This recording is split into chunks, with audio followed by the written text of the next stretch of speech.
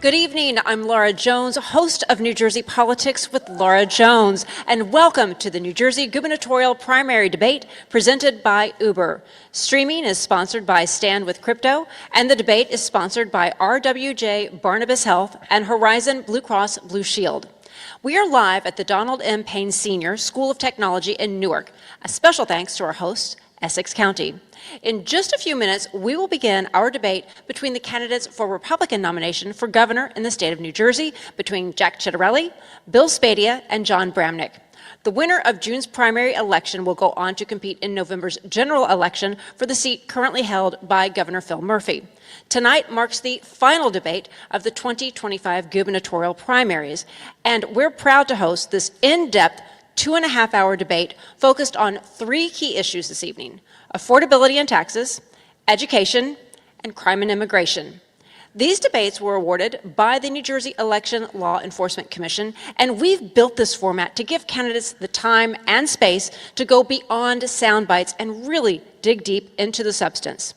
Joining me this evening on the panel is David Wildstein, editor of the New Jersey Globe, Micah Rasmussen, director of the Rebovich Institute for New Jersey Politics at Rider University, Joey Fox, congressional correspondent for the New Jersey Globe, and Matt Rooney of Save Jersey. Our questions this evening are intended for Republican primary voters. We developed these questions specifically with undecided voters in mind. Tonight's debate is designed to help those voters make an informed decision as they prepare to head to the polls on June 10th. On Sunday, we did the same for Democrats. As for the rules tonight, panelists will direct questions to individual candidates, with each getting roughly the same number of questions. Answers are limited to 60 seconds. Rebuttals to about 45 seconds. Follow-ups will also be 45 seconds. Any back and forth will be at my discretion and limited to 30 seconds. And to be clear, if your name is mentioned, that doesn't mean you've been attacked. We don't want to get into a shouting match. We want to make sure the audience and everybody is able to hear at home what the candidates have to say. Now, my job is to be moderator, to keep this debate on track. Got a bell. If I have to use it, I will, but hopefully I won't have to use it. Time now to welcome our candidates to the stage. We ask members of the audience to refrain from making noise, including clapping and other reactions during the debate. And as I introduce the candidates, this is going to be the one and only time that you, the audience, you're allowed to break that rule, the one and only time to show your appreciation with applause. We welcome to the stage now Bill Spadea.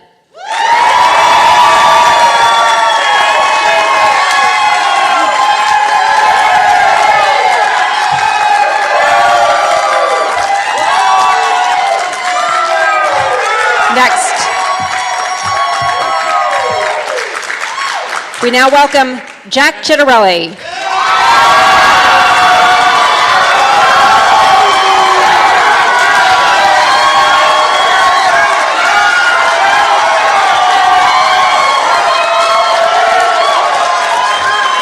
And finally, we welcome John Bramnick.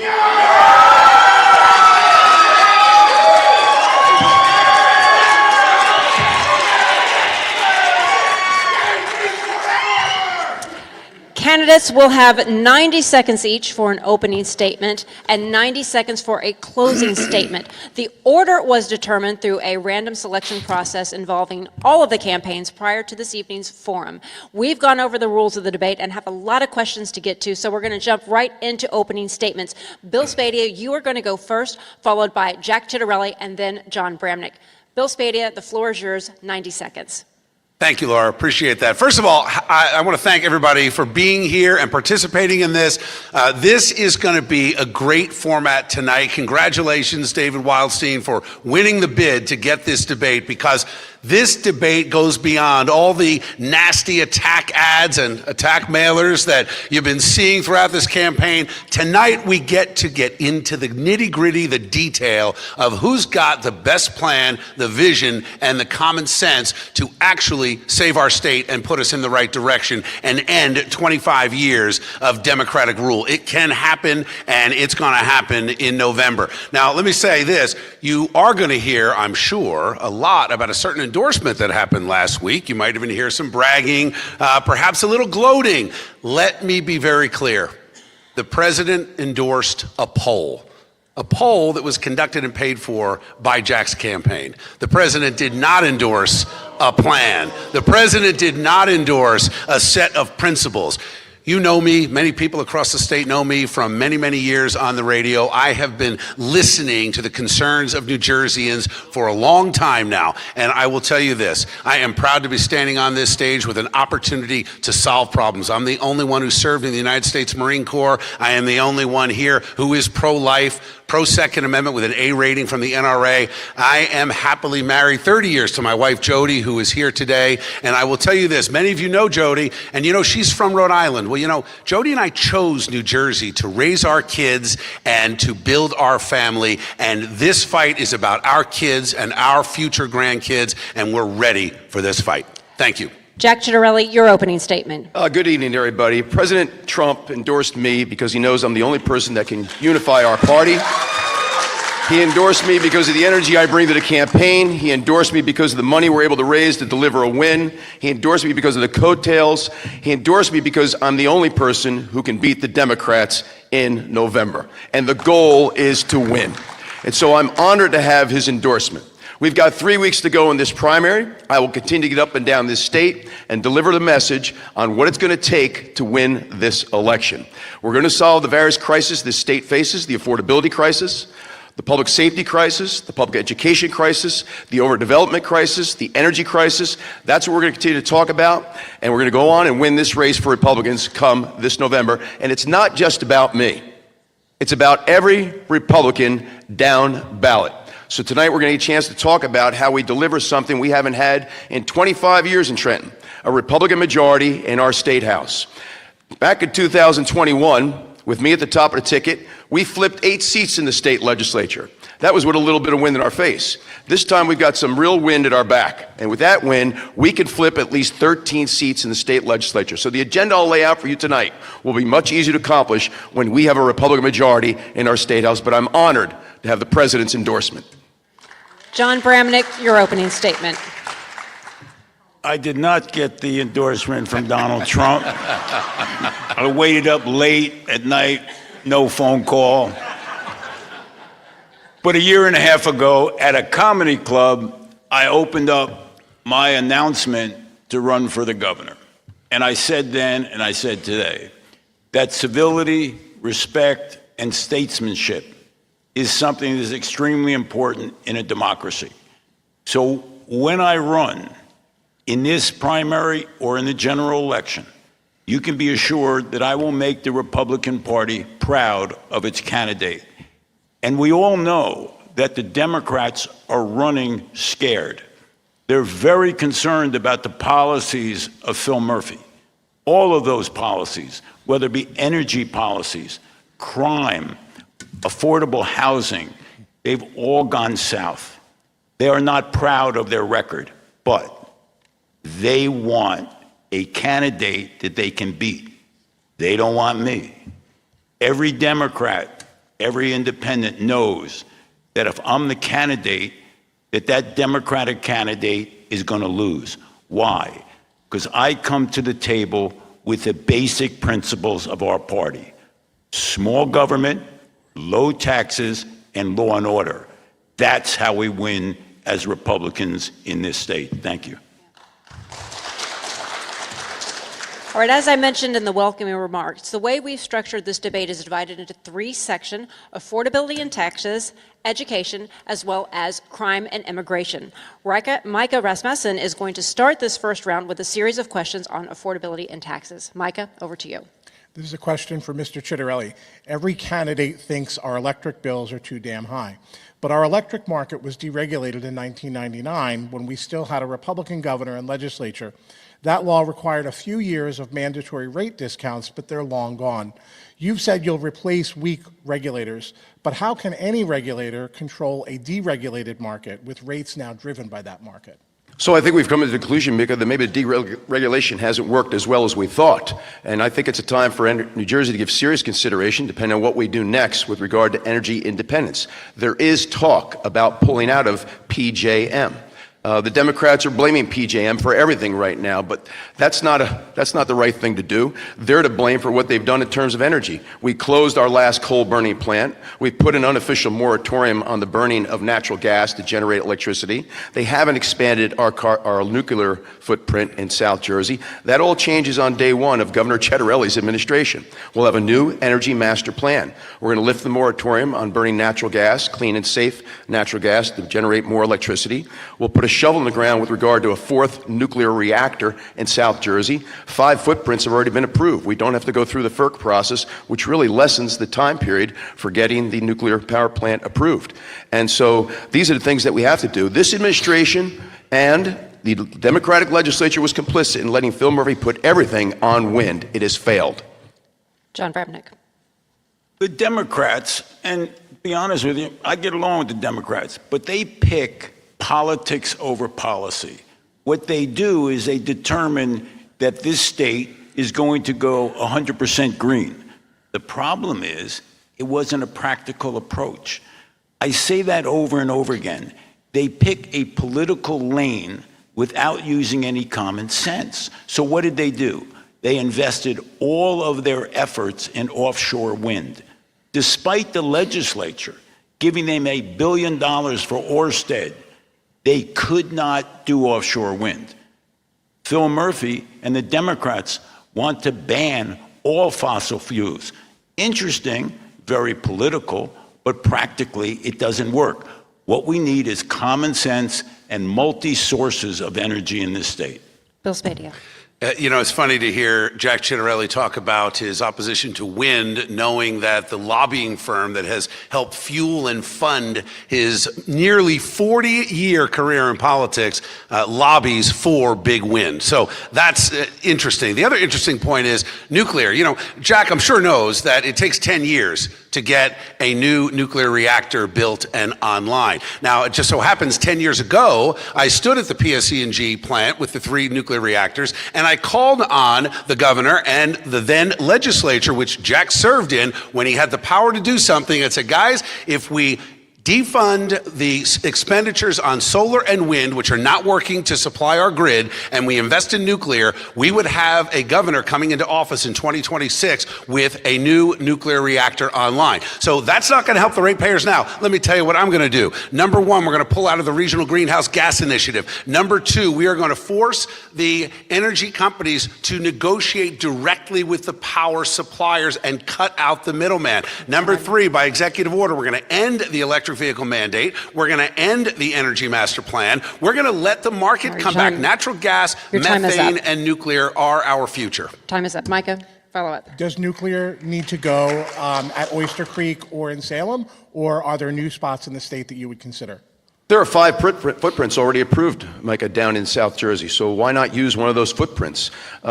Mr. Spady is wrong on the timeline. The new modular nuclear reactors can come online within 6 years. Think about where we would be today if Phil Murphy hadn't bet all on wind and had put a shovel in the ground 6-7 years ago on the next nuclear reactor. The 3 we have down there provide 40% of our electricity here in the state with 0 carbon emissions. But get ready for attacks on every given issue tonight. I think it's an acknowledgement of where the polls are. Bill Spadia. Bill Spadia, you wanted to follow up, Bill Spadia? This from a man who spent millions of dollars trying to tear me down. Well, Jack, I'm still here. And I'll tell you something. What is really interesting is, again, he admits he was in the legislature at a time when he had the power to do something. He chose politics and lobbyists over ratepayers and real people. And I'll tell you this, we can not only get our natural gas online, we could be energy independent within 18 months to 3 years. We have to take the peaker plants, these are the combined cycle plants, and make sure that we allow them to go from being there to supply 400 megawatts at peak energy and get them full steam up to 1,300. We could be energy independent literally within a year and a half. John Brabnick. Well, I'm just hoping that tonight's debate doesn't turn into a Jerry Springer show again. Yeah, the bottom line is, let's respect the time clock, let's respect the candidates, and let's stay with the substance. And in the general election, none of this is going to help us. Let's concentrate on the democratic policies that have put our state in a situation where we're unaffordable, energy costs are off the charts, and of course, we're closing prisons as opposed to putting people in prisons. Let's stay with the issues. This is for Senator Bramnick. Higher education is already unaffordable for many New Jersey families, yet Governor Murphy's proposed state budget contains $285 million in cuts to student financial aid and colleges and universities, while further federal cuts are also likely coming for education and workforce programs. What will you do as governor to help more New Jersey families continue their kids' education? Well, first, I won't vote for a budget that cuts higher education and then helps their friends and puts money into a Domino's club, into a lacrosse club, and $50 million into a French art museum. So this is the problem that the Democrats continue in our state. They cut important services such as higher education. That $250 million goes back in. I've never supported any of his budgets as Republican leader, and I led a caucus to make sure we had limited increases when Chris Christie was the governor. That's why experience is really important when we're talking about a budget. But no, I think they're making a big mistake cutting higher education. Bill Spadia. Well, there's experience, and then there is being a political insider. And my two opponents combined for 80 years as political insiders. So when you look at that and you say, okay, how are we in such a bad shape right now when these two guys have had the power to do something about it, yet they failed to act? Now, what are we going to do? We are going to cut some higher education. I'm going to start with $1 billion cut out of the Rutgers budget. It is absolutely outrageous that Rutgers University has a $5 billion budget, $1 billion coming from the taxpayers, and still one of the most expensive in-state tuitions in the entire country. What we really have to do is get into middle school and high school and start talking to kids about other careers. Why are we not talking about getting into the skilled trades? Why does every kid have to go to college and endure a six-figure debt with no prospects of jobs? We need to change education and the way we think. Jack Tittarelli. The reason why Bill doesn't meet his own definition of insider is because he's lost every election he's ever won. So, how about those last two races for governor, Bill Jack? Murphy's budget includes $20 million in cuts to community colleges, which I believe offer the best value proposition it is. So under Governor Cettarelli, you're not going to see cuts, particularly to community college funding. I think there's something wrong with the cost structure of higher ed in New Jersey. I've had two of my four children that went out of state to college. One went to West Virginia, paid out of state tuition. One went to the University of Minnesota, paid out of state tuition. Both ended up paying less on an annual basis than what it would have cost to go to Rutgers with in-state tuition. So we have a new Rutgers president. I'm going to work very, very closely with our university colleges and presidents to get their cost structure under control. But we're going to make sure that higher ed is attainable for each and every New Jerseyan. Since I was attacked as an insider, let me respond. An insider is someone with experience. Now, when you're a radio host, you just hang up on the person you disagree with. When you represent people, you listen to all your constituents. That's why I continue to win in a district with 7,000 more Democrats, because I listen. I can't cut off the person calling me on the phone. I'm not sure a radio host is actually real experience for running the state of New Jersey. It's real experience for selling stuff, but it ain't terribly good to be the governor of the state of New Jersey. 30 seconds, Bill Spadia. It's a silly comment. I'm not going to respond. Back to Micah. Okay. You just mentioned, Assemblyman, the net migration out of the state for college. Do we run the risk, if all those kids leave, that they're not coming back? We do. In fact, New Jersey leads the nation. When our K through 12 students go out of state to college, New Jersey leads the nation in the fewest that come back. People will go where they can achieve their American dream. I'd like to do what Missouri did. What Missouri did is if you went to a Missouri state college, paid out-of-state tuition, if you had 3 years of W-2 wages after graduation, 3 years of W-2 wages from a Missouri employer, they gave you a refund for the difference between in-state and out-of-state tuition. For our New Jerseyans, I'd like to make your first 2 years of W-2 earnings after high school or college tax-free. These are some of the things that we can do to get people back here in this state. If we don't do that, the future doesn't look good in terms of economic vitality.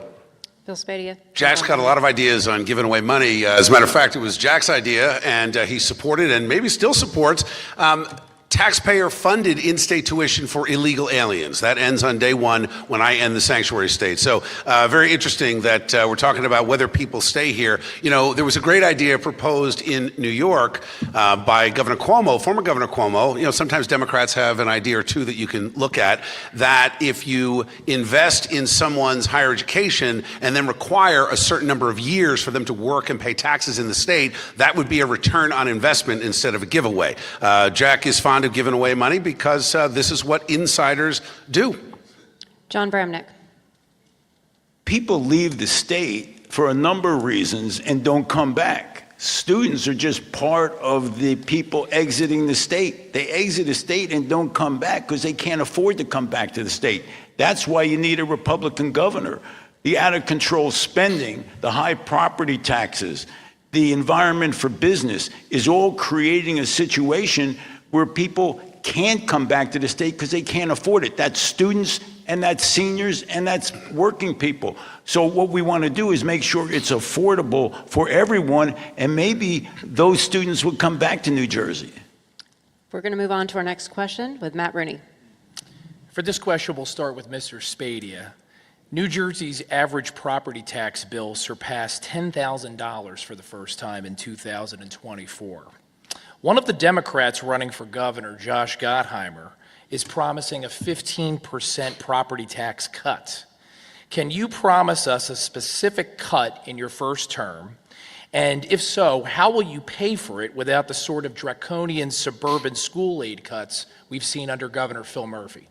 Well, there really is no funding formula. With the S2, that implies that there is some math that goes into this. Instead, we have seen arbitrary political action taken against our small towns. Now, that said, no one can promise a certain percentage of cut because you don't know what the costs are going to be when you get in. Here's what I'm going to do on day one. We're going to take over the failed city school districts. We're going to look at the $1.6 billion that is being spent in Newark City schools with 28,000 kids. 4,000 of those kids are on a list to get into a charter school. Now, we all know public school average cost $23,000. Charter school average cost $13,000. We need to have the state take over those boards of ed to push school choice. We eventually need education savings accounts, but I will directly pass the savings from Newark, Camden, Trenton, Irvington, Patterson back to the towns that have lost funding.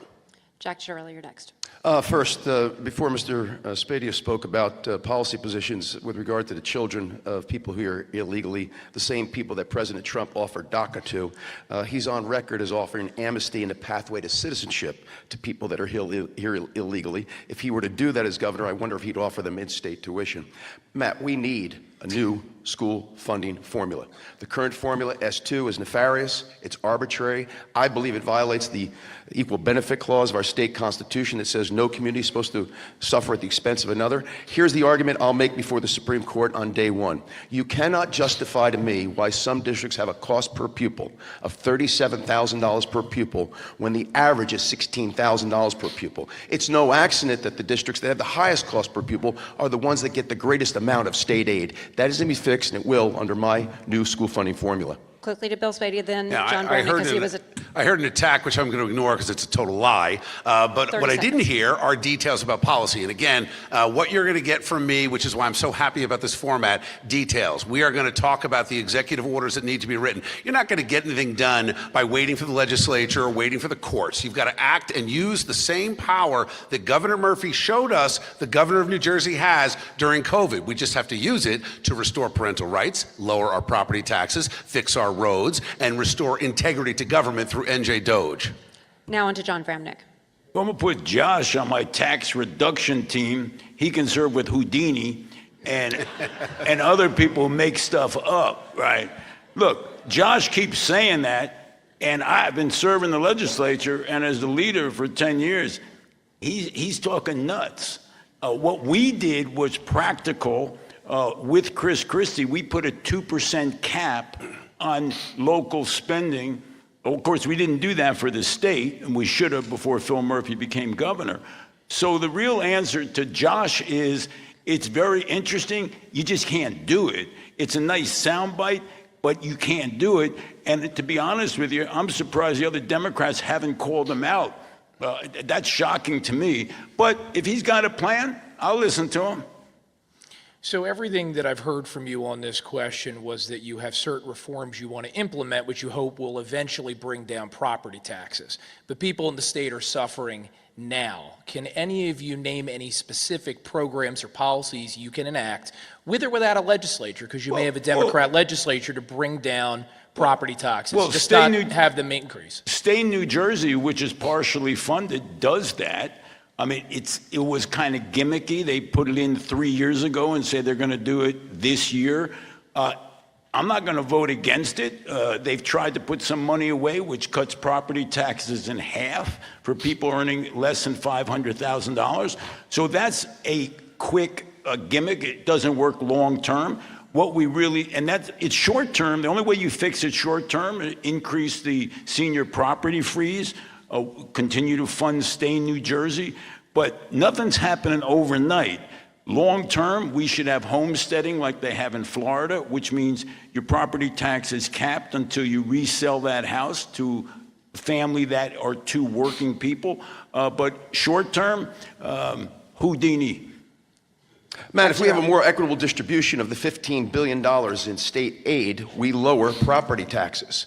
And so I believe the state needs to take over the cost of special ed and then provide a formula that's simply this. Every district gets X for every English language learner and Y for every English speaking student and Y for every English language learner. But in addition, specific to your question, I believe we should freeze property taxes once people hit age 70. I think we should make all retirement income tax-free. Let's hope the president is successful in restoring, at least in whole or in part, the SALT deduction. Let's make the first 5 years of home ownership for first-time home buyers capped at 1% of the assessed value of home so they can get up on their feet. Those are some of the things that we can do. Never taxing someone because they did a home improvement.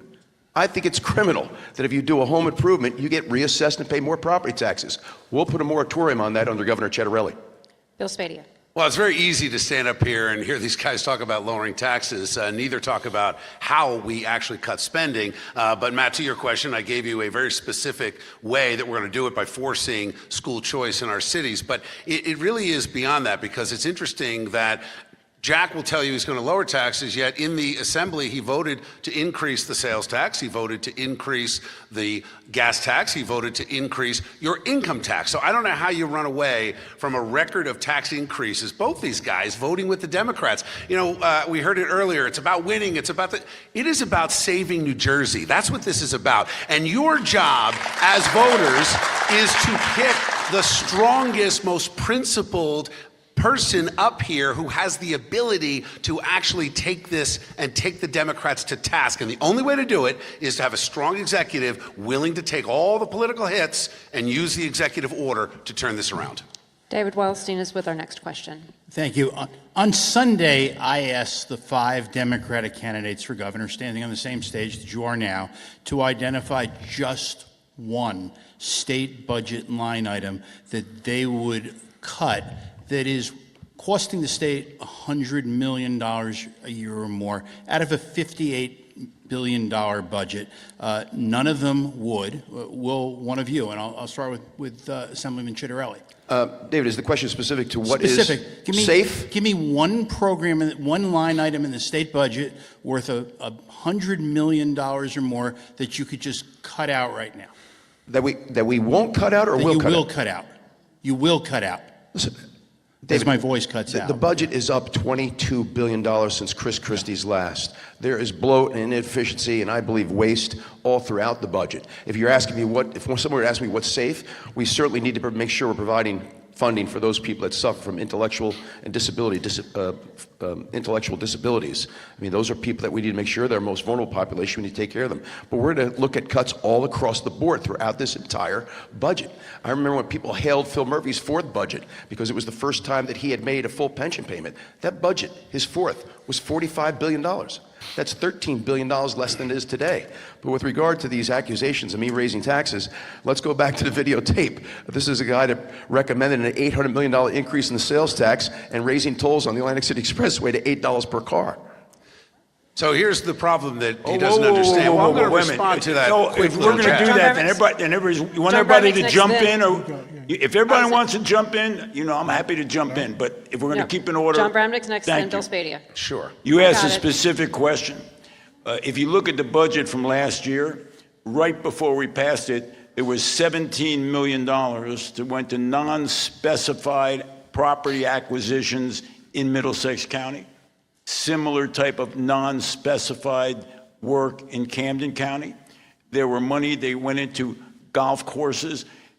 Specifically, there's $100 million of actually things in the budget that we don't even know where they're going. That's pretty easy to get to that quickly. So here's one good thing that a radio host brings to the table. I actually know how to listen, and I've been listening for 10 years. And the question was, what specifically would you cut? So I would start with the $193 million that is budgeted for a new stadium in Middlesex County. Don't know why we need that. Don't know why the taxpayers in all other 20 counties are paying for that. So that would be number one. But, it's important to note that Jack Ciattarelli may not understand the difference between a talk show host who talks and listens and interacts and sometimes throws out controversial subjects to get a conversation going, and a legislator who actually voted to raise taxes. And by the way, it was Assembly Bill 2003 in 2012. One of your first votes in the Assembly, actually, to raise taxes. That's the real legacy of this almost Democrat.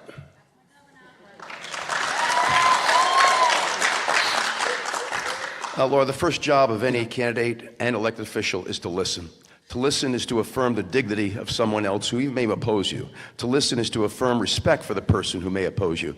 One thing he has never done in his 10 years on the radio is listen. He has hung up on people that had a contrary position. He has talked over people that disagree with him, and he's cut them off if they were Jack Ciattarelli supporters. And I would pick on Bill Spadia's record, but he doesn't have one, so there's really nothing to really. Yeah. Well, let me stay with you, Senator Bramnick. Well, that was a good line. I'm going to stay with you, Senator Bramnick. So $58 billion proposed budget. We don't know yet what it's going to be. Give me a range. Where should the budget for the state of New Jersey be at? What amount do you think is the right number? I don't have a global number, but I can tell you it should be at least $1 billion short of what it's been from last year, because those are all port projects. The year before, $500 million. So if you add up all of those port projects that go into specific districts, in order really to get votes to pass the budget, it's probably $5 billion over 7 years. So, and I've told the Democrats, and they know that. I said, when I'm governor, I'm going to tell you, there's no pork, man. Simple as that. You want to shut down the government? That's fine. Unless you stand up and you say, this party is over, that's where we're going to get the cuts.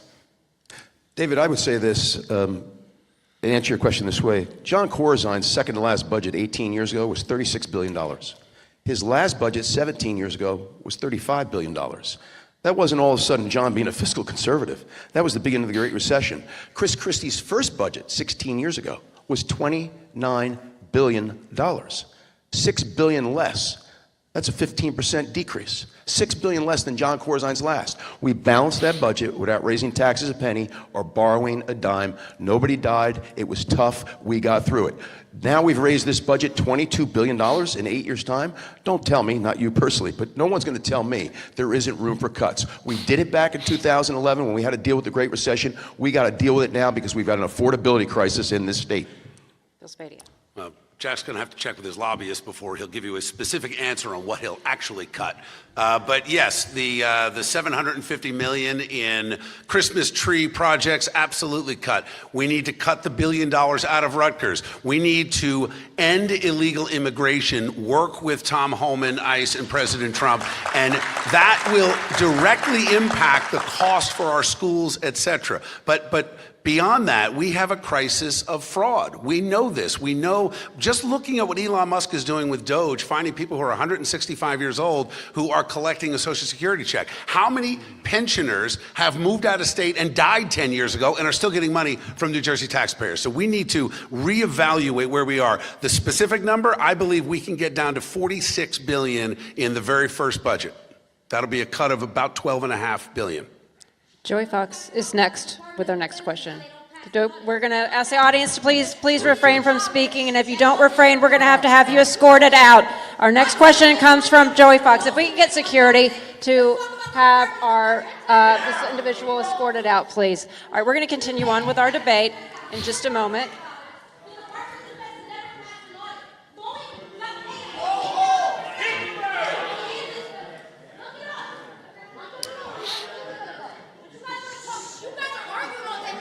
So the interim question is, who loves Jersey, guys, right? You gotta love Jersey? Right. Yeah.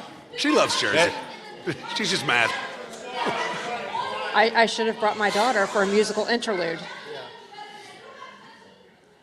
Okay, we apologize to our viewing audience for that interruption, but we're going to continue on with our questions right now as soon as security gets this individual out. You know what Michael room. Aaron said? New Jersey politics never disappoints, It's right? never a dull moment. Never a dull moment. John, you wanted a show. You know. I'm used to hecklers at the comedy clubs. All right. Where'd she learn how to whisper in a helicopter? It's a bit of a... Now you three seem very civil. All right, now we're going to move on. Joey Fox has our next question. So, Mr. Spadia, Republicans in Washington are debating a Medicaid plan that could result in as many as 360,000 New Jerseyans losing Medicaid coverage. As you sort of think about your broader affordability agenda for New Jersey, how would that account for potential reductions in federal health care funding and more uninsured New Jerseyans?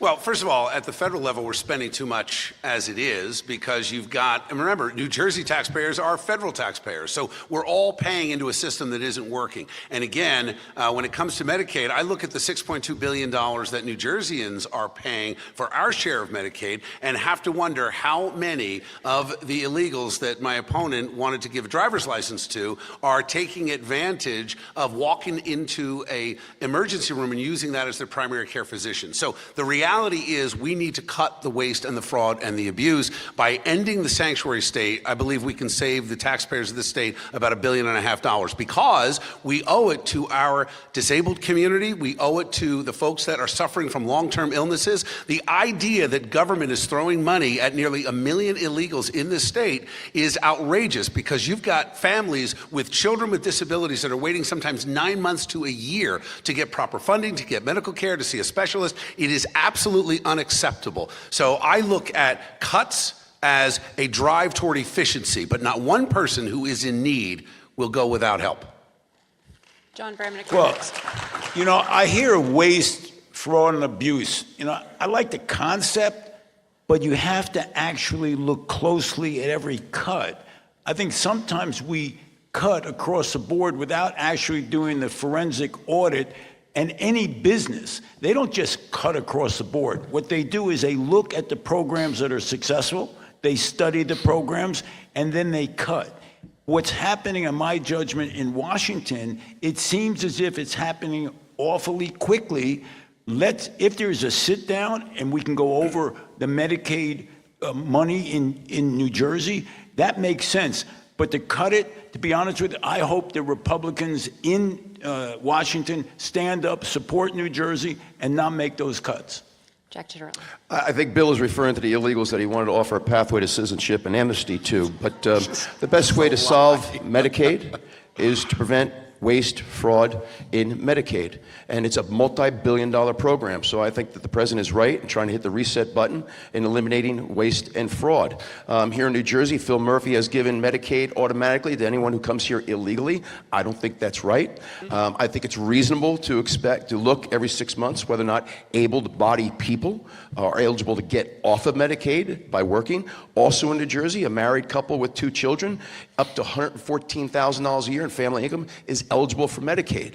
I think that's a bit too generous. I'm not saying that $114,000 a year isn't lower middle class in New Jersey, but those are some of the cases in which I think we've been too generous. But the best way to save Medicaid is by eliminating the fraud in the Medicaid system. So I mean, Mr. Bramnick brought up the idea that, he thinks that maybe Republicans in Washington are being too hasty or going sort of too fast with some of these cuts. I'm curious to ask both of you, Mr. Spadea and Mr. Chitterelli. I'll start with you, Mr.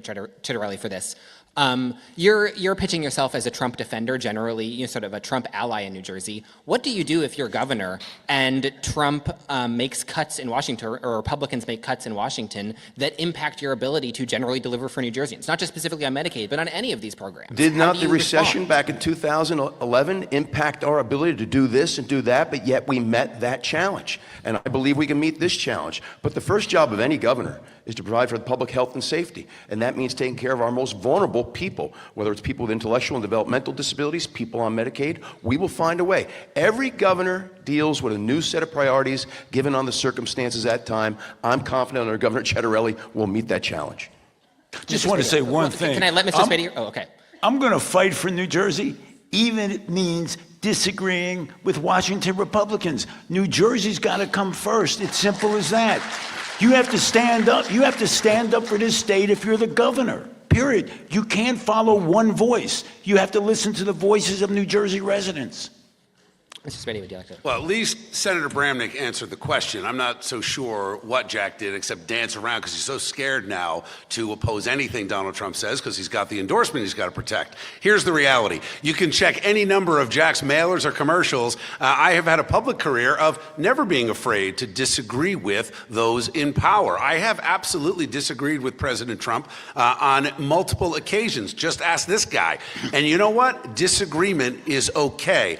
You have to protect this state. Now, I'll give you a recent example happened today. The Trump administration has now dropped the objection for Empire to go and build these wind turbines off our coast. Absolutely outrageous. We will take that to court. We will fight it every step of the way. We're not going to build wind turbines off the coast of New Jersey. And I don't have to answer to a bunch of lobbyists like he does who are supporting these same companies.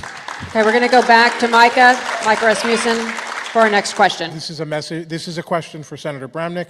President Trump is considering a baby bonus, and Transportation Secretary Duffy has ordered his department to prioritize funding for communities that have higher birth and marriage rates. With population growth in New Jersey that's about a third of the fastest growing states, is this a need in New Jersey? And if so, what should we be doing? A baby bonus?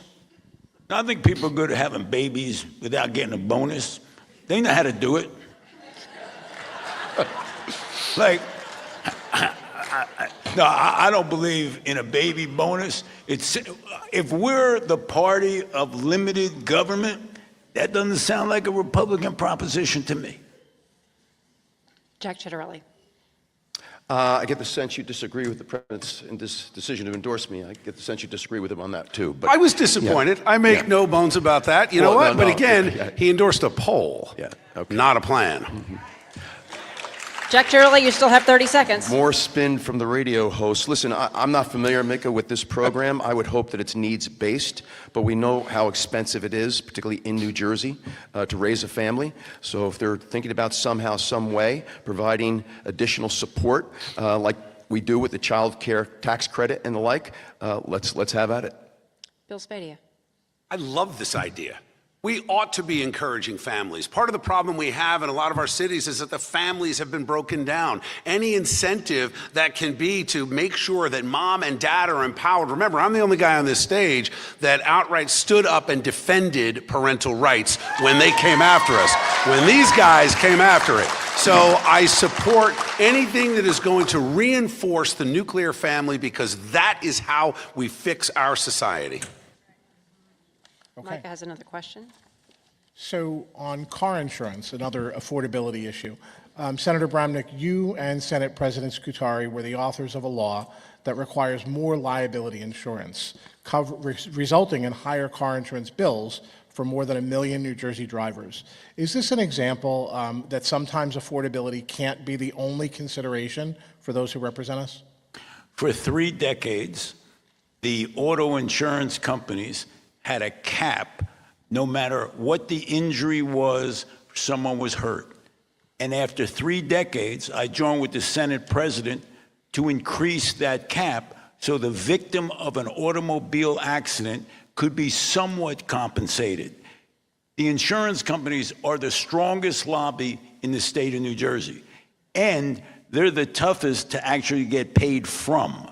So I have fought my whole life to make sure that consumers are fairly treated by insurance companies. This was just one of the many bills where I stand up for consumers. There are going to be people on this stage who spend all their time defending insurance companies.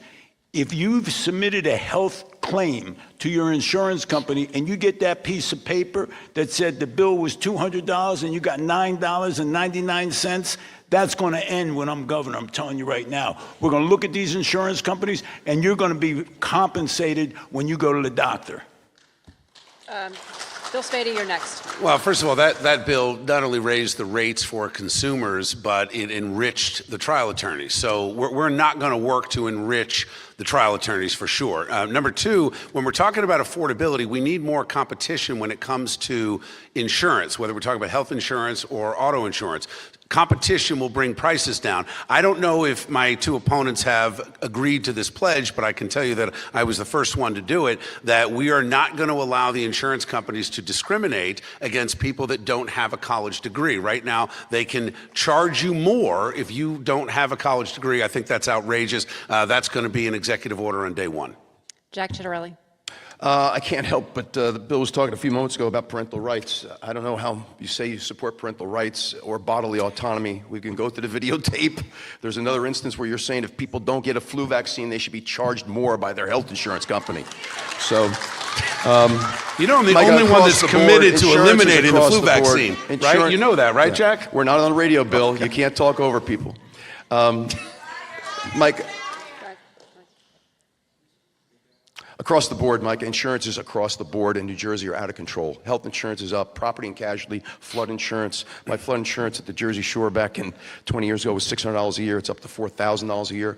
I buy private health insurance. I'm not eligible for Medicare yet, but I am retired. It just went up another $400 a year. That's almost $400 a month. That's another $5,000 a year. I like to look at what other states are doing. I do agree with Bill on the need for more competition. And more insurance companies have left our state because it's not a great place to do business. We got to make sure it is. But we need more competition, and we need to look at reforms. What are other states doing to get their insurance costs under control? Because it's breaking the back of everyday New Jerseyans. All right, we are going to take a quick commercial break before diving into our next topic, which is education. We want you to stay with us as we continue the New Jersey gubernatorial primary debate presented by Uber, live from the Donald M. Payne Senior School of Technology in Newark. Stay with us.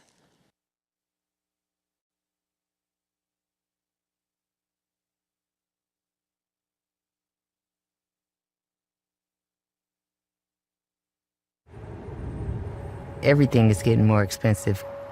Rent, groceries, insurance.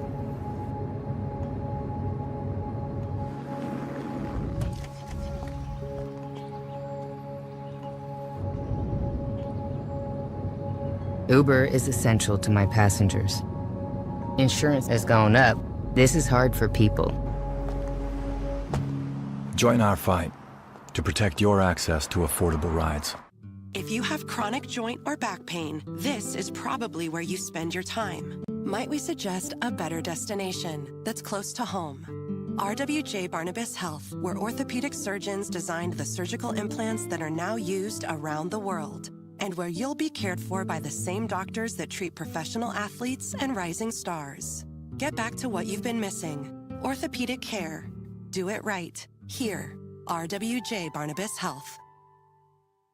Today, 52 million Americans own cryptocurrency. We are the pioneers, the visionaries, the builders of a growing movement with the power to democratize the old economic models and create a world economy of the people, for the people, and by the people.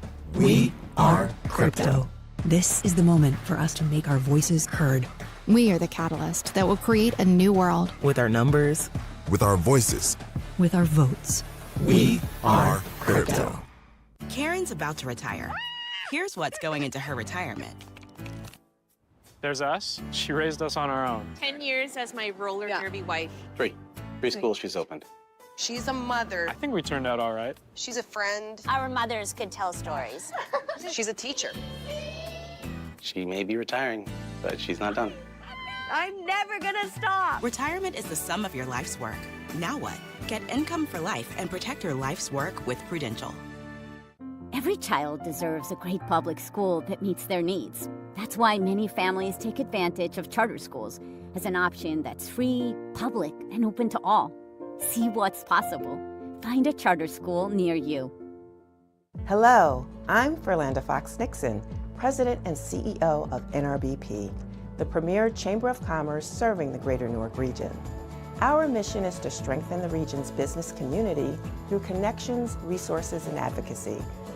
From member-exclusive opportunities to public events and more, NRBP helps businesses of all sizes grow, engage, and succeed. Join us at NRBP, where business meets opportunity.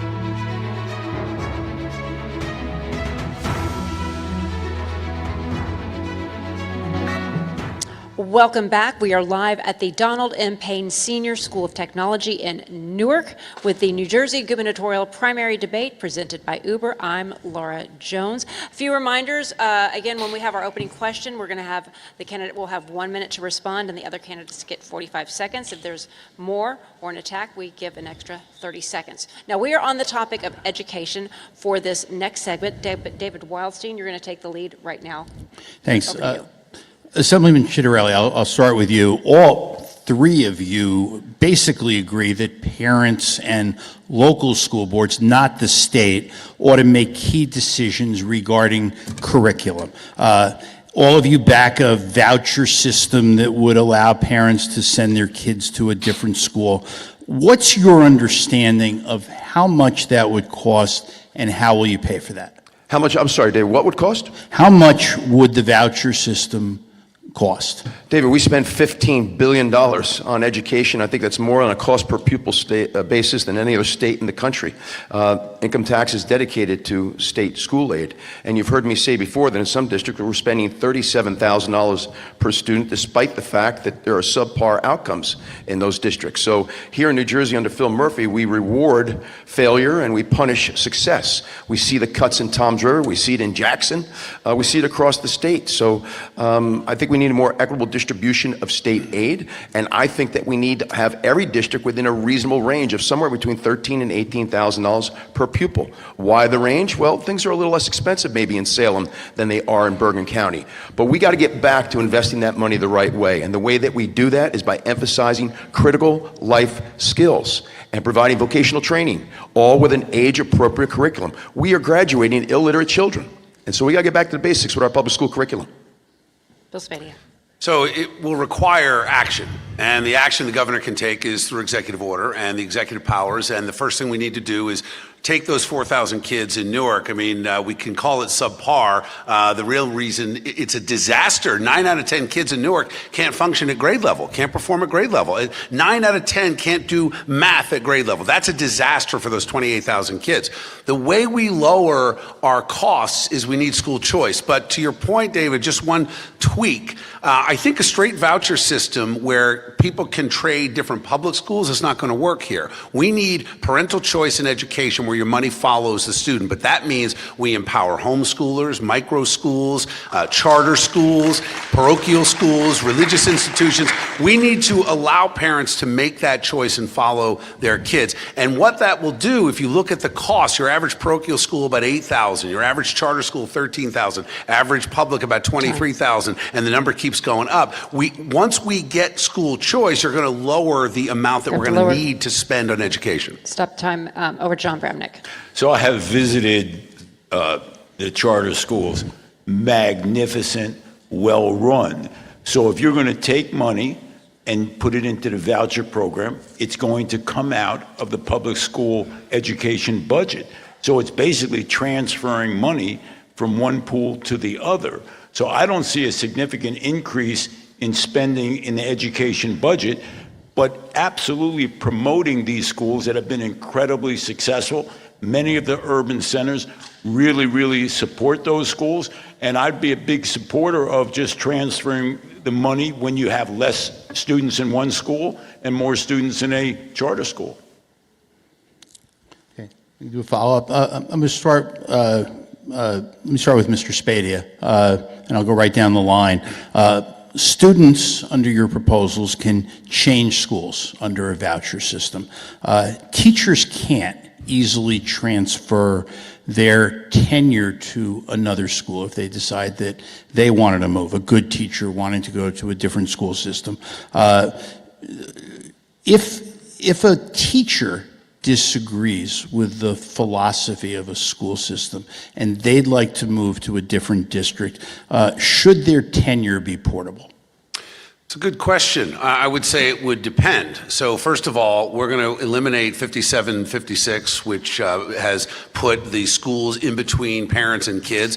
There's going to be a certain limit to where a teacher can object. We're not going to tolerate librarians or teachers keeping the welfare of a child away from parents. We're not going to tolerate teachers or administrators or librarians from pushing what is pornography in our school libraries. All of that's going to be gone. I would have no issue, however, once we fix the overall problem of a teacher transferring to another school and keeping their tenure. Well, look, our teachers are putting $100 out of their pockets every week for school supplies. We've got a broken system that has put a burden on teachers that don't want to co-parent. They just want to teach. We need to change how we deliver education, and that starts with empowering our teachers. Jack Chitterelli, you're next. David, where a school system is failing, students have to have a choice, and the choice is charter schools and a voucher program, very much like we see in Florida. We have to have that where a school system is failing. As for the teachers, I mean, right now across the state of New Jersey, we have a teacher shortage. So I don't see there being much limited opportunity for teachers to move to a different district if they want to. Every superintendent I speak to across the state, there's a shortage of teachers. And I think it has a lot to do with the fact that we've made the profession a whole lot less enjoyable for a lot of people because of what we're teaching in our schools and the pressures there are with regard to the public school curriculum. You know, I've spoken to young teachers that say, I went to school to teach math. Can I just teach math, please? So I don't know how much limiting there is with regard to teachers moving because of the teacher shortage that we have right now. As a proud graduate of Plainfield High School and the Plainfield public system, I support transferring tenure. If you earn tenure, I don't think it makes any difference what school you're at. I taught for 4 years. When you stand up in front of a class and you use all of that energy, it is a very difficult job, and we're having a tough time getting teachers. We need to pay teachers. These teachers are the ones who are talking to our children. I'm a big supporter of teachers, and it's a really tough job. So let's help those teachers. It means tenure transfer. It means more money. We must support our teachers. And let them teach, too. Stop all the mandates from Trenton. Let them teach. And if they're doing a good job, leave them alone. David, a follow-up. So we are in this cathedral of a school, the state-of-the-art Essex County Donald Payne School of Technology, 7 years old, paid for by the state.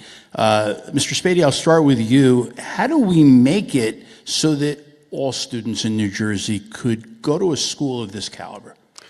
Well, first of all, we have to focus on education and not the school buildings. This is a beautiful building, and I wonder how much was spent on one of the nicest parking garages that I've seen, nicer than most colleges. I'm not so sure we are spending the money in the right way. Actually, I'll say that I am sure. We ought to be paying our teachers more and empowering them to educate math and reading and history, get rid of the wokeism. We're going to end critical race theory. We're going to end DEI. We're going to end all of that in our schools, and I'm going to do it by firing the 8 members of the State Board of Education who are in an expired term right now, replace them with Board of Ed members who are pro-parental rights, pro-student, pro-education.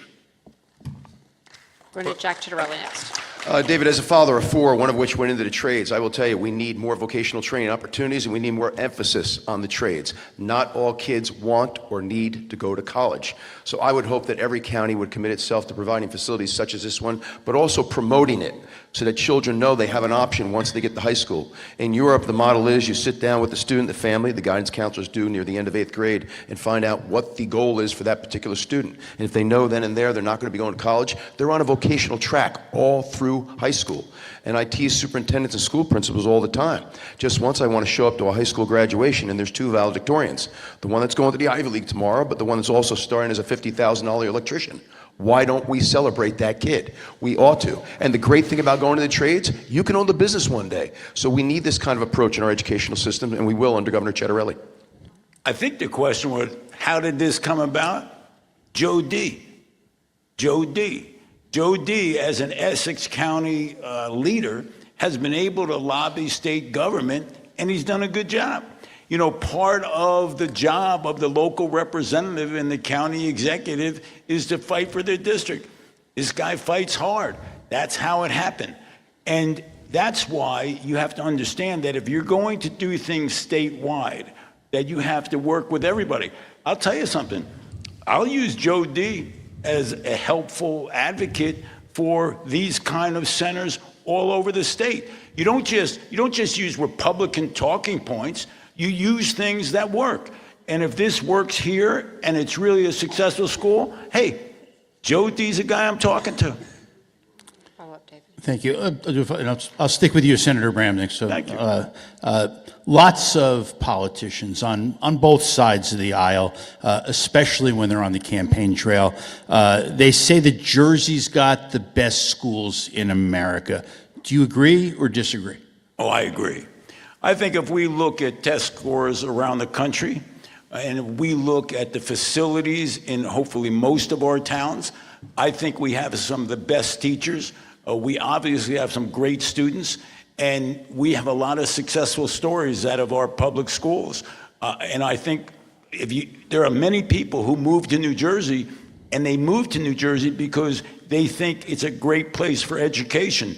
And I think that the schools that are doing well, the competition to live in that community is really strong. We just need to spread the wealth. We need to make every school in this state a school that breeds success. Jack Ciattarelli, then. David, I really wish we would stop saying that. We've got some phenomenal pockets of success throughout New Jersey, but if you take out the top 10%, the high-performing school districts which skew the results, we're not doing well at all. In fact, on the recent national report card, we slipped from 2 to 12. I think a lot of it has to do with the learning loss that took place over the course of the pandemic, 2 years worth. We haven't seen summer enrichment programs, we haven't seen after-school programs, and we haven't seen something I've called for that Louisiana did. While we slipped from 2 to 12 on the national report card, Louisiana went from 48 to 32 with a high impact curriculum, meaning if any child is behind grade level in reading, writing, math, that's all that student concentrates on for the next 1, 2, or 3 market periods to get them up to speed, because the data is clear. If you don't do that by 8th grade, that child will be unemployed the rest of their lives. We've got the most expensive schools in the country, that's for sure. That's number one. And number two, unfortunately, if we had the best schools, maybe it wouldn't, cost as much as it's costing, and we wouldn't have a teacher shortage. The challenge is we've got a school system that focuses on pronouns and propaganda instead of math and reading and history. So we need to change the way the curriculum is written and delivered to our students. But look, I am a proud graduate of Cherry Hill High School East. I'm a South Jersey guy originally.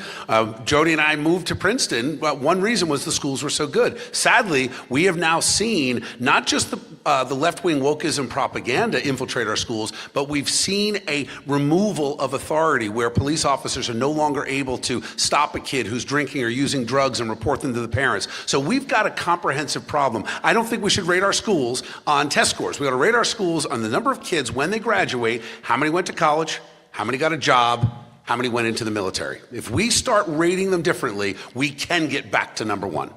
Joey Fox has the next question. When Democrats were here on this stage 2 nights ago, one thing that they talked about a lot in terms of reducing costs is shared services, is regional school districts, is other forms of consolidation like that. Mr. Ciattarelli, do you agree that that should be a focus on reducing costs? We have 564 towns. We have 600 school districts. There's no state in the country that has that many governmental jurisdictions. And certainly it's one of the reasons why property taxes are high. But the primary reason why property taxes are high is because of the way we distribute $15 billion in state aid to our schools. 50% of that aid goes to 24 districts. I don't think that's fair. It results in a cost per pupil that's off the charts. Again, as I said earlier, you're not going to justify to me why some districts have a cost per pupil of $35,000 to $40,000 when the state average is somewhere around $15,000 or $16,000 per student. So as governor, if people at the local level want to regionalize or want to consolidate, as Princeton Borough and Princeton Township did when I represented them in the state legislature, I will do everything in my power to incentivize them to go through with the plan. And we did just that for Princeton Borough and Princeton Township. We paid for, the state did, all the one-time upfront costs that are associated with the regionalization consolidation. So can we use more regionalization consolidation? Yes, but that is a local decision. We are a home rule state. Jack loves consolidation. I'm old enough to remember when Jack Ciattarelli tried to consolidate the police departments in Somerset County. Perhaps that's why you're not that popular in Somerset County these days, Jack, because the police chiefs and the officers rejected that plan, knowing it would jeopardize and compromise public safety. Now, I can tell you this. You mentioned Princeton Township, Princeton Borough. I was one of the very few Republicans to vote no on that consolidation. Why? Because I said, guys, you don't understand the hidden fees here. Your taxes will go up. We consolidated. What happened? Every year since, my property taxes have gone up. So it did not have the intended impact. This is the problem with politicians, where they talk a good game and throw out a talking point that makes sense, but then when you look at the results, we're paying more every single year. We're not going to force any district to consolidate. Shared service is a great idea. But you better be really careful. When John Corzine wanted to go to county schools, you want to move the Board of Education from your town to the county seat. Well, let me tell you, the farther that government is away from you, the less voice you have. I actually have a bill that the public should speak down in the legislature. How are you going to reach your assemblyman or senator? You're not permitted to do that. You have to go to the county to talk about your child's welfare in a school. I love the fact that local parents are involved in local education and on their local board of education.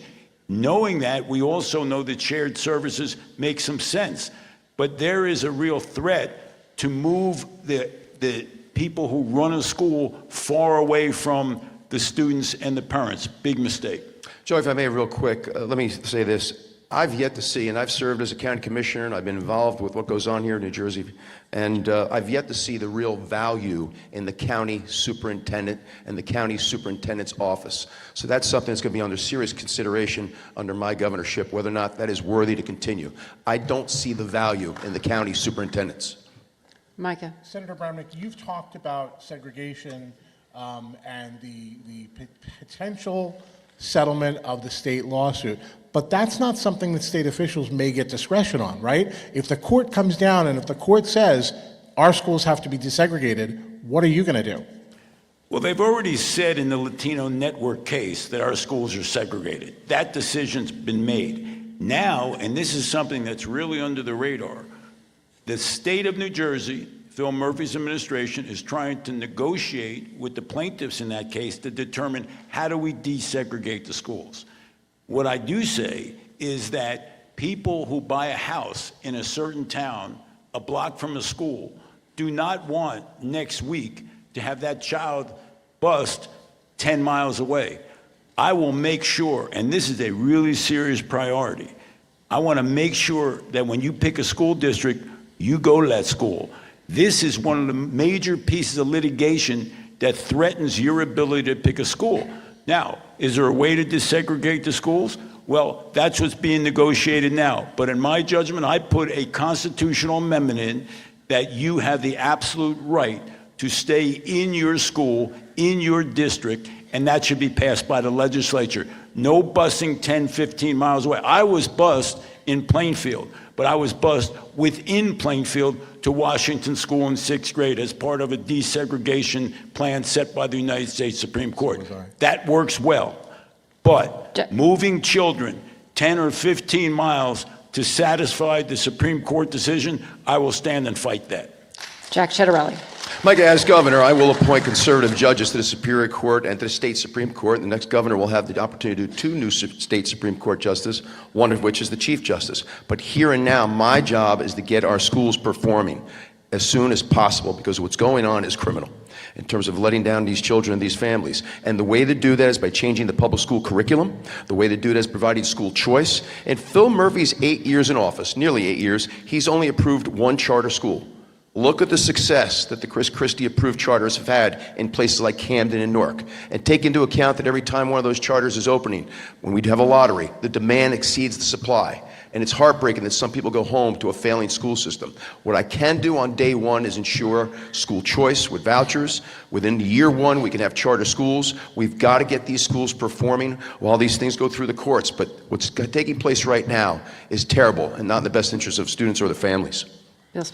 Maybe Jack has forgotten from his time in the legislature. He's not going to get a voucher program in without the legislature, and we're not going to have a Republican state Senate because they're not up until 2027. So what we're going to have to do is what I said back at the beginning of the conversation talking about affordability, and that is use the power of the executive to go in and fix our failed public schools in the cities, Newark, Patterson, Irvington, et cetera. When 9 out of 10 kids can't perform at grade level, that's a failed system. When you've got parents, 4,000 strong right now in Newark on a list to get to a charter school, it is incumbent upon the incoming governor to release those kids, let them get into the charter school. We're going to start working during the transition from November 5th through January 20th to bring in that capital investment that we need to get these charter schools going so that on day 1, on January 20th, 2026, those kids can get out of that failed school and into a school that's going to give them an education that they deserve. I tell you, day 1 is going to be very busy because these guys were saying everything's happening day 1. I got to tell you something. That's going to be one busy day down in Trenton. All right, we're going to go to Matt Rooney with our next question. For this question, we'll start with Senator Bramnick. So I believe we've established tonight that the candidates on the stage are supportive of local control of K through 12 education, with parents and locally elected school boards making educational decisions for their own children.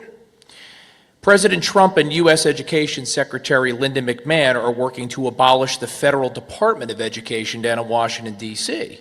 Should New Jersey maintain its own state Department of Education? Well, we take a look at what they're doing.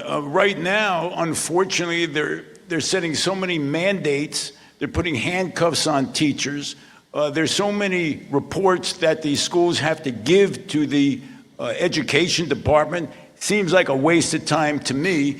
Well, we go in and we see, and this is why I believe that you do a forensic audit, you do a smart audit, and I physically go down there just the way I built my law office, and I go, okay, let's see what you're doing. And if it doesn't make any sense because it's meddling in good schools, I end it. But I don't just end stuff.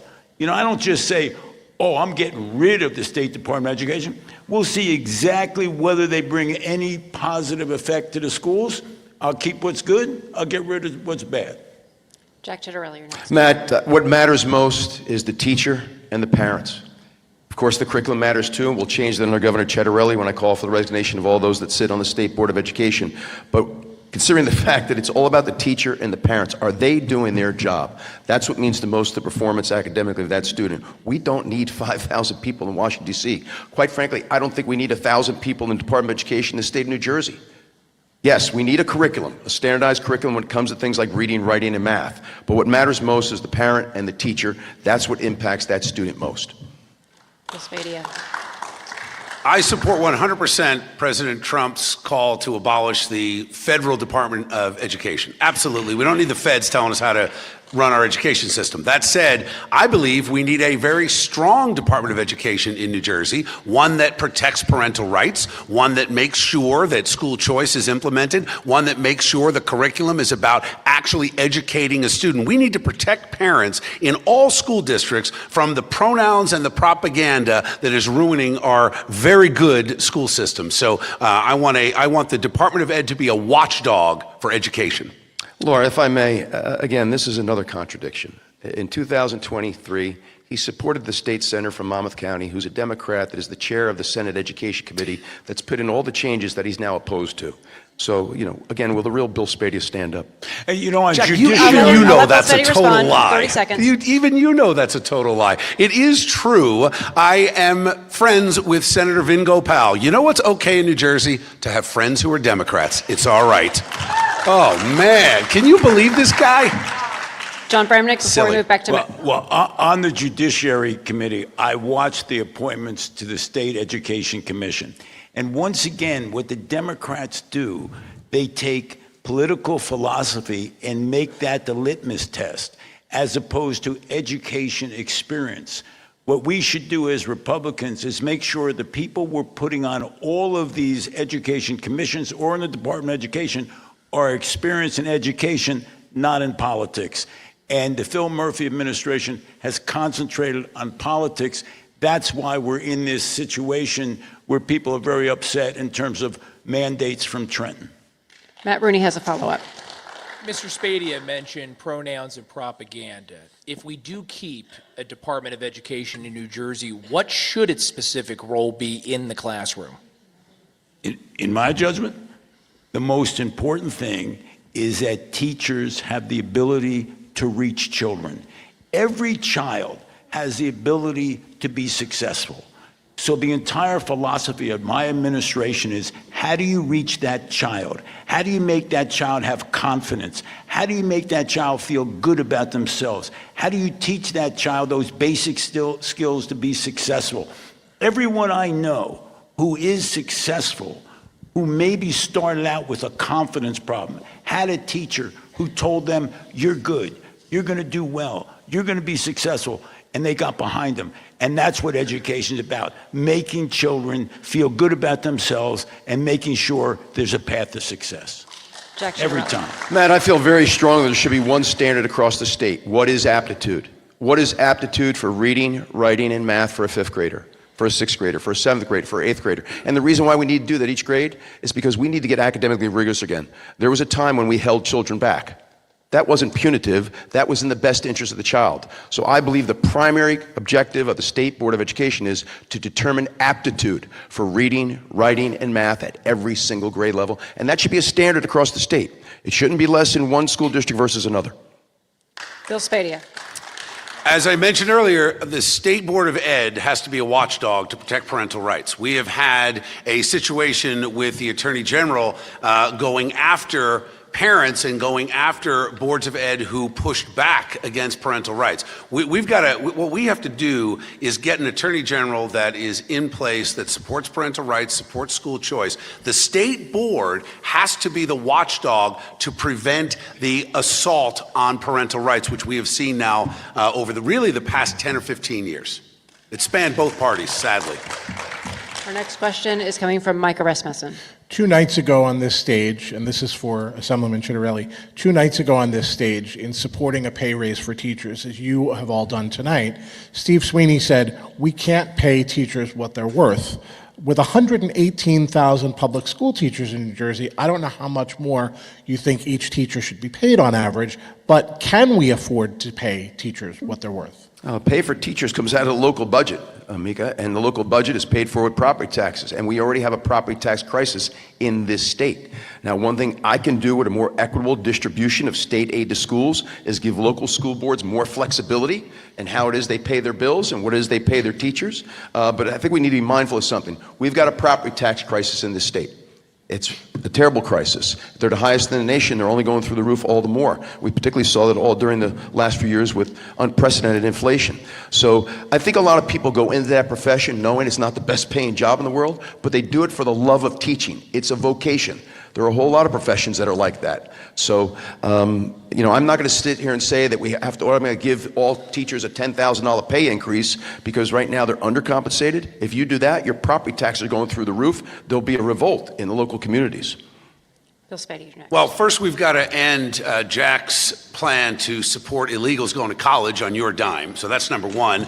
And once we do that and end the sanctuary state, remember there are two big burdens going on in the suburbs right now in particular, and that is high density housing, which is pushing so many new students into these suburban districts without any funding from the state. That's the big challenge. The second is we have 900,000 illegals in this state. How many of those students are driving up your local costs? So we need to solve those two problems first, and we're going to write executive orders to redefine what a affordable housing unit is, and we're going to push those units back into the cities where they ought to be and where most city mayors actually want them. John Vernon. Well, if the Democrats can give money to the Domino's Club, I think I can give money to teachers. And teachers should be a priority. Police and fire should be a priority. I deeply believe that we must treat these important state employees with respect and dignity, and we can take the money away from the pork and the Christmas tree items that have served so well the Democratic Party in the state of New Jersey for the last 7 years. Mike, I don't, real quickly, I don't like state mandate and the state doesn't pay. I think one thing that we can do under Governor Chitterelli is give serious consideration to bonus pay for our best performing teachers. That's paid for by the state, not the local district. We would give them that money and then they would determine how to measure performance amongst those teachers. That's another thing that our State Board of Education can do, how do we measure performance. I like very much the notion of bonus pay for teachers based on the high performers. Just a question, if I say Governor Chitterelli enough, from now on, I'm going to say Governor Spadia, Governor Bramnick, then we'll call it even. Okay, go ahead. So it predated state mandate state pay, but Governor Kane did introduce the state's first minimum salary level for teachers, right? So governors can have something to do with this. I would suggest that was a different time and place, Micah, in terms of the crisis we faced. At that particular time, it was during the Reagan era. The economy was flush. Tax revenues were coming in. State finances are very, very different in this sense. When the economy gets tight, income tax stops coming in, sales tax stops coming in, business tax stops coming in. We've got to balance the books. We're not allowed to deficit finance. What was the question? Whether or not there's a role for the governor in light of the fact that we've had minimum teachers' salaries before in the past. Well, Once again, Governor Kane, who is heavily involved in education, whether it be the President Drew or before he became governor, I believe he was a history teacher, professor, he understood the importance of education. And that is the highest priority in our society, to make sure children learn. So I will do everything I can under the Governor Bramnick plan to help education. Bill Spadia, before we move on to David's next question. This is about priorities. It's about where the money is going, billions and billions and billions of dollars, and it's being wasted on this crush of high-density housing. It's being wasted on people who are here illegally. What we need to do is empower our teachers, but first we have to think about protecting our retirees. Many teachers will tell you that one of the reasons they got into it, other than a passion for learning and students, is that they would take a little bit of a lower pay for a payout in the end with a pension. The challenge is a lot of folks will tell you now, 7 years from now, 8 years from now, 10 years from now, that teacher pension might not be funded. So what we have to do is take a page out of some successful state models across the country, Wisconsin included, and change the pension compensation as you bring in new hires. And Act 10 did this in Wisconsin. We leave our firefighters and our cops and our nurses alone, but we talk about the new hires coming into the system, put them on a defined contribution instead of a defined benefit. And by doing that, the state of Wisconsin went from a $3.6 billion deficit to a $900 million surplus in one budget year. So it can work, and I believe it can work here, and we can take the surplus and start paying teachers what they are deserving. David Wildstein. So I'm going to assume that all three of you believe, and I'm not going to ask this question, that the buck stops with the governor. And my question is, Rutgers University pays its football coach over $6 million a year. They pay their basketball coach over $4 million a year. New Jersey pays its CEO of New Jersey Transit less than that. Will you allow that to continue? What will you do about salaries in college sports as it relates to others? And I'm going to start with Senator Bramnick, because I have a photo of him as a middle school basketball player in Plainfield. So. Well, I was on the team. I don't recall ever actually playing, but my mom and dad were proud. Let's make it simple. I think you can get a pretty good coach for less than that. I do believe that those numbers are not necessary to find great coaches. So I would actually work hard to make sure, I'd say to the president of Rutgers, hey, look, we're going, and this is how you really do it. Say, hey, I like you, seem like a nice guy. You got to find a coach that's cheaper. And look, that's how it really works. And one other thing, do you think anybody's still watching this at 9 o'clock at night? I just want to, because I watch a Democratic debate, and I heard a lot of talking points, a lot of scripted answers. So we got to get off the scripted answers and the talking points for a while, or everyone's going to be checking out. Okay, so stay tuned. I guarantee you're going to hear some real stuff very soon. Okay, go ahead. I don't believe we ought to be salary shaming anyone. If you added up all the sports salaries, you're going to save a drop in the bucket. Day one, first budget we propose in February 2026, I'm going to red line item veto $1 billion out of the Rutgers budget. It's that simple. We need to save big money, real money. Rutgers has to do something different. When Rutgers went to pay all these high-end sports guys, what do? They killed a lot of the club sports. Not every kid is going to go to the NFL. A lot of kids just want a well-rounded education. Unfortunately, Rutgers has become too expensive. They have too many professors. In 2021, they had more than 80 people making nearly $1 million a year. That is outrageous. I say we keep the coach as long as he starts winning. And let's make sure that we force Rutgers to cut their own budget. These are intelligent people. They can figure it out, but they're going to be short $1 billion. Objection. David, this state made a decision. The decision was to participate in the Big Ten. And when you mention those two particular coaches, if you look at their salaries compared to the salaries of coaches at other schools in the Big Ten, they're right where they need to be. They're very, very comparable.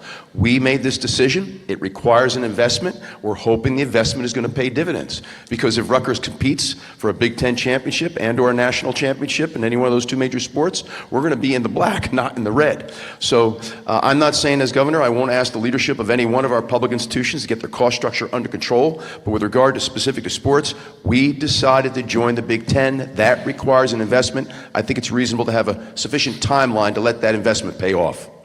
Okay. I'm going to ask a follow-up. And I mean, look, one of the good things about debates is it helps undecided voters. If one of the coaches is undecided, he's ruled out Bramnick. Now it's between you two. But I want to ask this question. Maybe the lieutenant governor could be the coach. They're looking for a second job, right? I'll start with Mr. Chitterelli. Should higher education in New Jersey be autonomous, state colleges, state universities, or should the governor be actively involved in their governance? Listen, there's too much to do, David. We have university presidents that are also extremely well compensated. It's their job to run their institution. Does that mean that I won't force collaboration? I think in some cases, higher ed is trying to be too many things to too many people. I do believe we need centers of excellence. If every one of our state colleges is trying to be all things to all students, they're competing with each other. And I think that's one of the things that's making it more expensive than it needs to be. So I'd like to work with our university colleges presidents to determine centers of excellence. What is Montclair going to specialize in that Stockton doesn't? So can we have that conversation? But listen, the governor's got a lot to do. This is a $50 billion enterprise with 60,000 employees, 9.5 million citizen customers, 1 million business customers, and it needs a hands-on CEO. But the best CEOs put the best people in place to help them run the ship. And I'm going to give them as much autonomy as possible. But that doesn't mean I'm not going to advocate for students and taxpayers that are subsidizing those institutions. So when you say autonomous, you mean I'm not going to interfere with policies at a school like Rutgers when they capitulated and gave in to the demands of students or protesters who were breaking the law? No, I'm going to get involved.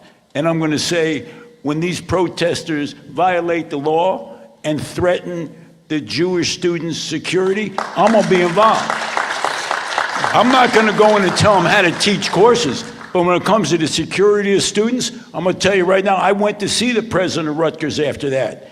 And I said, how do you make a deal with people who are violating the law? How do you think the Jewish students felt about that? How did you give them these kind of benefits? And there were crazy benefits they got. You bet I'm going to be involved. Bill Spadia.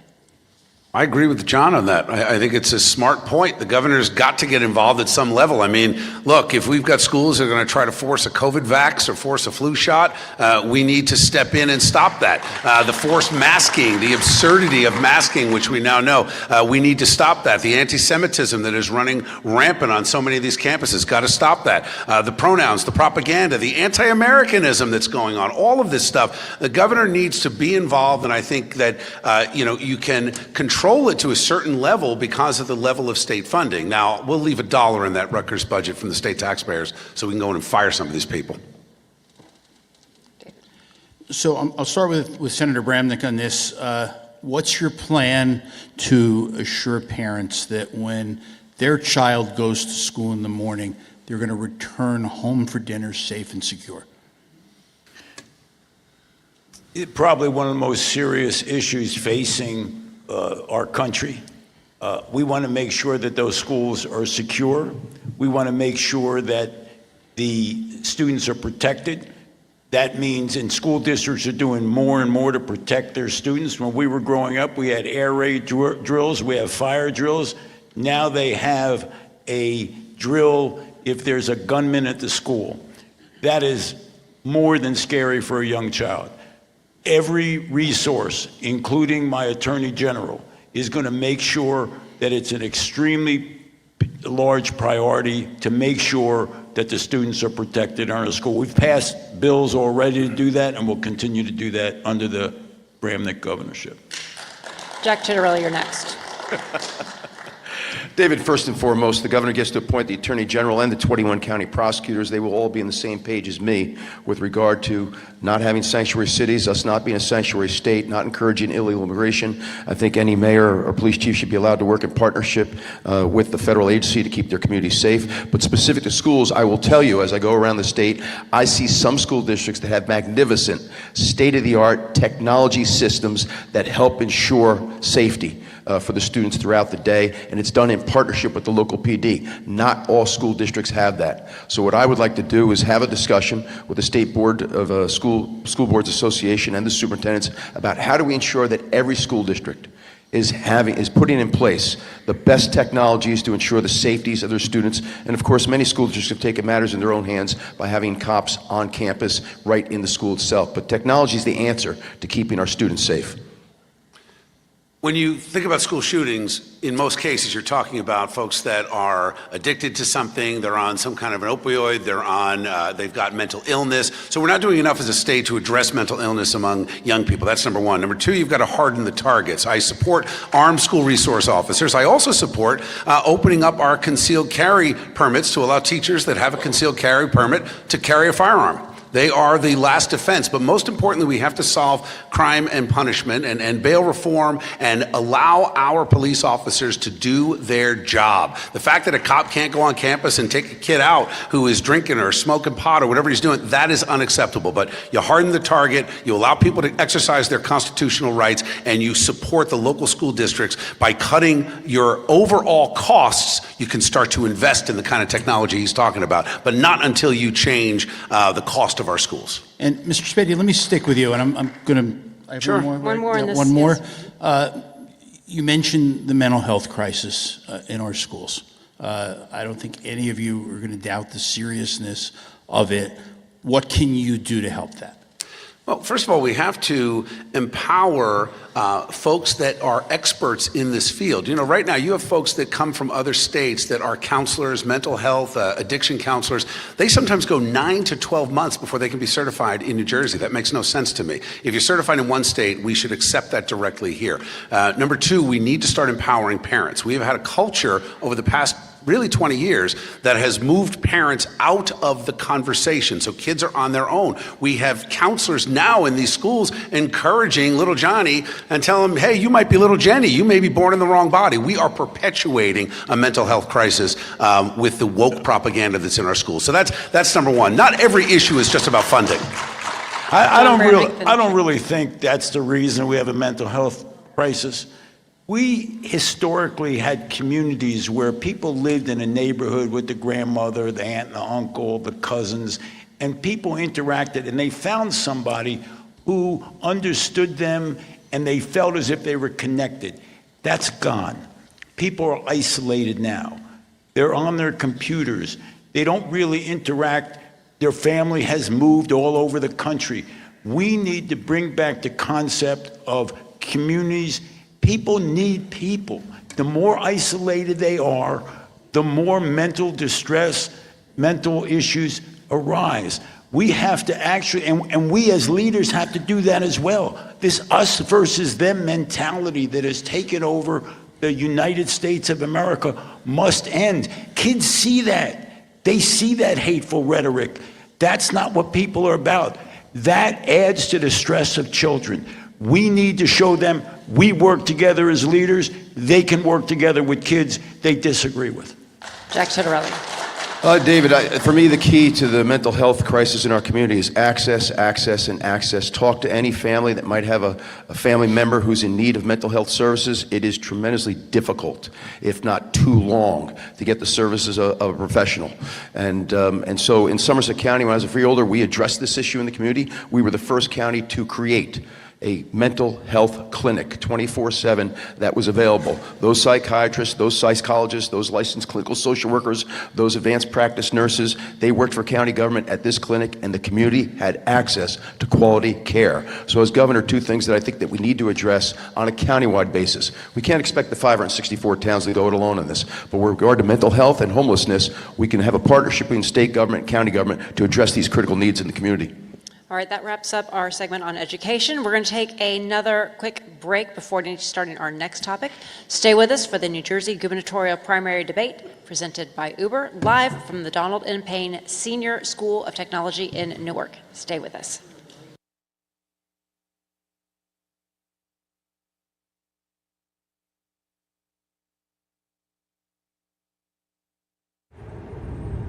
Everything is getting more expensive. Rent, groceries, insurance.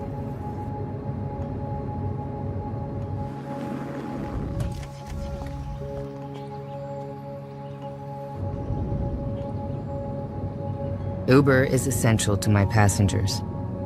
Insurance has gone up. This is hard for people. Join our fight to protect your access to affordable rides. If you have chronic joint or back pain, this is probably where you spend your time. Might we suggest a better destination that's close to home? RWJ Barnabas Health, where orthopedic surgeons designed the surgical implants that are now used around the world, and where you'll be cared for by the same doctors that treat professional athletes and rising stars. Get back to what you've been missing. Orthopedic care. Do it right. Here, RWJ Barnabas Health. Today, 52 million Americans own cryptocurrency. We are the pioneers. The visionaries. The builders of a growing movement with the power to democratize the old economic models and create a world economy of the people. For the people. And by the people. We are crypto. This is the moment for us to make our voices heard. We are the catalyst that will create a new world. With our numbers. With our voices. With our votes. We are crypto. Karen's about to retire. Here's what's going into her retirement.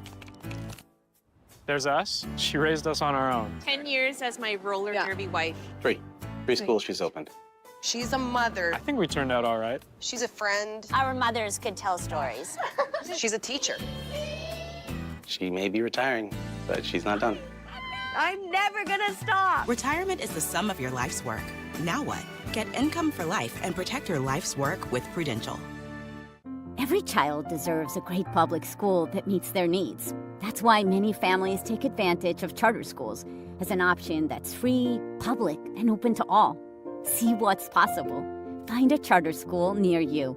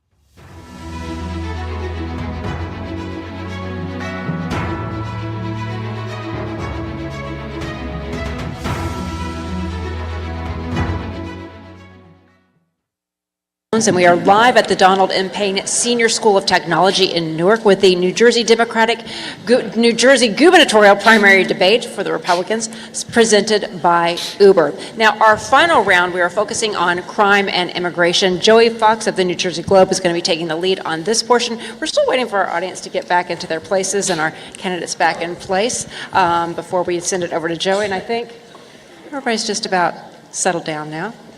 Joey, back over to you. So there are obviously a ton of important questions to ask related to immigration and to crime in New Jersey, but I'm going to focus first on the moment that's dominating the headlines right now, which is the charges that have been brought against Congresswoman LaMonica McIver for allegedly assaulting immigration officials when she was conducting an oversight visit at Delaney Hall in Newark. So I just want to ask you simply, she is claiming that these charges are politically motivated. Senator Bramnick, do you believe that these are politically motivated? Well, let me first say, the law in New Jersey is very clear. If you touch a police officer, that's aggravated assault.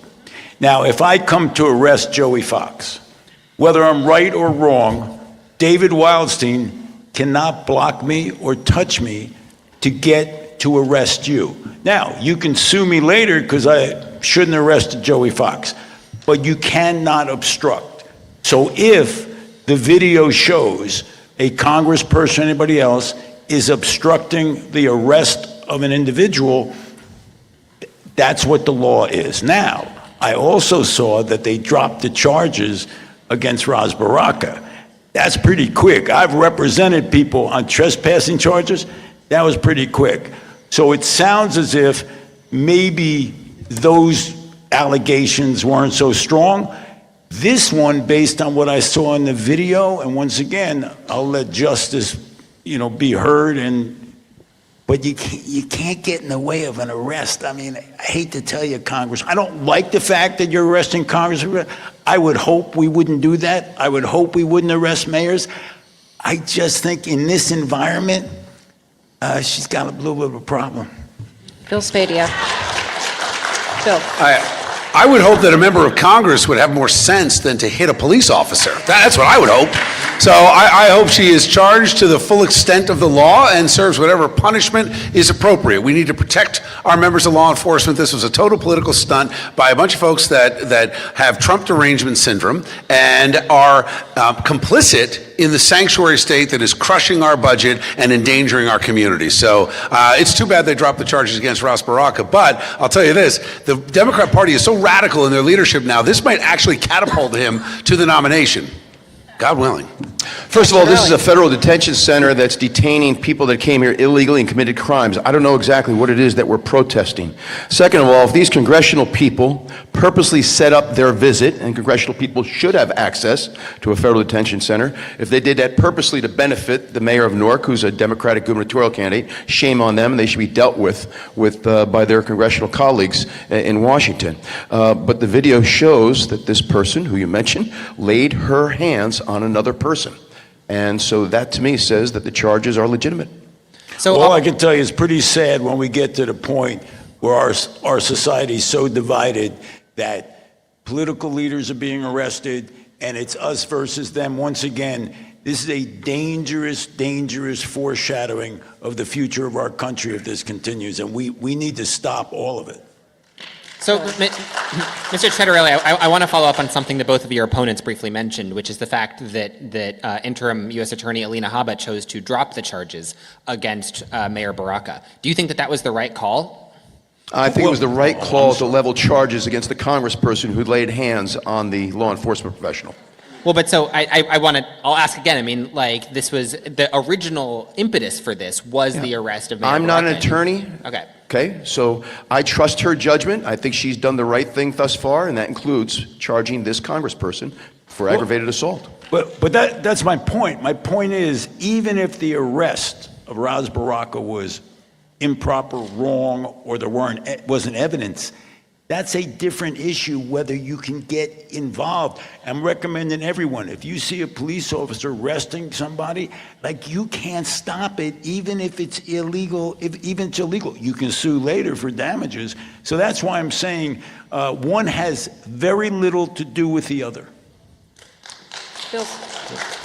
Well, I'd like to know if there'll be charges at any level to some of these Democratic mayors who are actively evading ICE and protecting the illegal residents that they have from capture. They're blocking the enforcement of the law. I'd like to see Alina Habba start to talk about that, because we cannot have elected officials actively and openly flaunting and breaking the law because of their political persuasions. It's outrageous.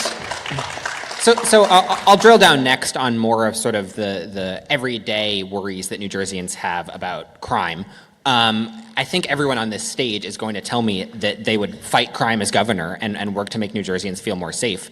What specifically would you do to do that? I'll start with you, Mr. Spadia. What are 2 policies that right away you would work to implement that you think would bring down crime? First thing I'm going to do on that very busy day one, very busy, is declare a state of emergency. You give us a call down at Drumthwacket. I'll take your call. You'll take my call? Yeah, sure. Thanks, John. Appreciate that. That's good. It's good to know. On day one, backup plan. Come on down for breakfast. So, day one, declare a state of emergency when it comes to public safety, and we're going to suspend bail reform. Bail reform has got to go. It is completely outrageous.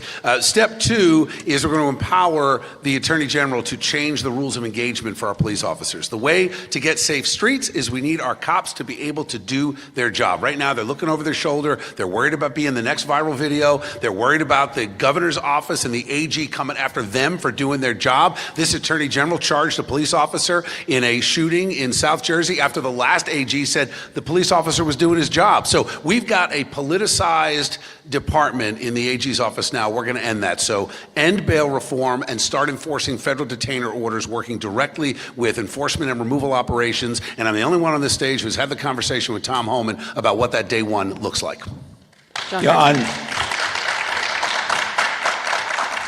We have a number of repeat offenders in this state, and part of that is there is no real effectual warrant squad, meaning there are thousands of warrants outstanding where there are people who violated the law, but the only reason we find them is because they're pulled over by accident or they're arrested for something else. We must start by making sure those warrants are executed and we bring those people to justice. We absolutely smart. No bad. The other one is juvenile justice. I don't think there is any. You could steal a car 4 times as a juvenile, you're not going to jail. The theory was, and I think it's a theory that I learned in law school, it's all about rehabilitation. Well, let me tell you about that 15 or 16-year-old who stole a car 4 times. I'm not sure you're going to rehabilitate him. Maybe you should put him away for a short period of time, or maybe for a long period of time. Jack Titterone. Joey, our local police chiefs report to the county prosecutors. The 21 county prosecutors appoint to the Attorney General. The Attorney General is the head law enforcement officer in the state. Mine will be on the same page as me in terms of getting rid of sanctuary cities, sanctuary state. Mine will be on the same page with me in reforming bail reform. It's been a failed experiment. We've created professional criminals. Talk to local police. Arrest, release, repeat is real. It's demoralizing for a cop to arrest somebody in the morning, have them be out by 1 in the afternoon, and they've committed the same crime in the next town over that afternoon. So I also think we need to stop with the getting rid of qualified immunity, stop with the civilian review boards with subpoena power. I don't have a problem with no-knock warrants. I don't have a problem with K-9s for crowd control. I don't have a problem necessarily with high-speed chases. Take the handcuffs off our local police. Let them do their jobs to keep our communities safe. What my parents always taught me is, if you've done nothing wrong, you got nothing to worry about.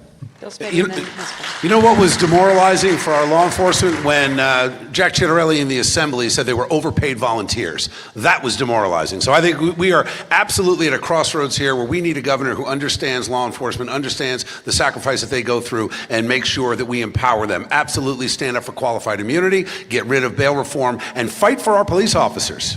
And if you Both will get 30. Both get 30. If you take a shot every time he lies, you'd be drunk by now, so I don't suggest you do that. But you want to talk about demoralizing local law enforcement, go to the videotape, and you'll see him talking about getting rid of all public pensions. Wait, where can I find the videotape? Is there a website? Come on, Jack. Come on. I'll take a look at it all on day one.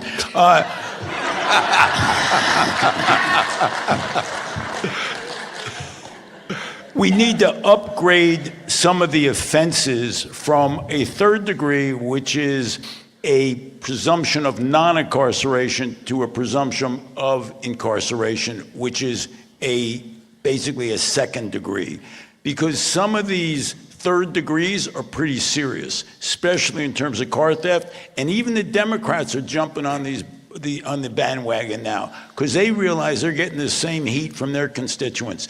Let's make sure we want to treat criminals like they're criminals.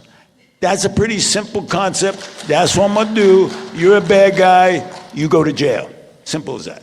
So I do want to ask one other question on this sort of broad topic, which is that, you know, crime statistics can be painted to, or can be interpreted to show a lot of different things. But in general, you know, crime statistics in New Jersey do not show a massive increase in violent crime, a massive increase in murders, anything like that. And there's sort of a separate problem of people's perceptions of how safe they are, of how much crime there is. So I'll start with you, Mr. Citarelli. How do you, in addition to dealing with actual crimes that happen, how do you work to sort of better those perceptions, even when crime isn't necessarily rising, but people are worried? Joey, it's clear, nonviolent crime is down. To show you what a hypocrite Phil Murphy is, when the Bruin decision came down that said people have a right to carry and conceal, he had a press conference that said, watch violent crime go through the roof. 2 months ago, he had a press conference celebrating the decrease in violent crime across New Jersey. Nonviolent crime is through the roof. Break-ins and car thefts because of the professional criminals we've created through the failure of bail reform. So I couldn't disagree with you more. Look at the statistics. Nonviolent crime is up. And if you're a first-time nonviolent offender in my administration, what I'd like to see is criminal justice reform. When you come before the judge, first-time nonviolent offender, you could do your time, which costs taxpayers $50,000 a year. We give you an ankle bracelet, send you to vocational training for $50,000 a year, or you go in the military. But we're not letting you go just free. And let me say one other thing. That 14-year-old that was working for the gang in Newark that shot and killed a police officer while he was sitting in his car under Governor Citarelli and my Attorney General, that person will be tried as an adult. Bill Spadia.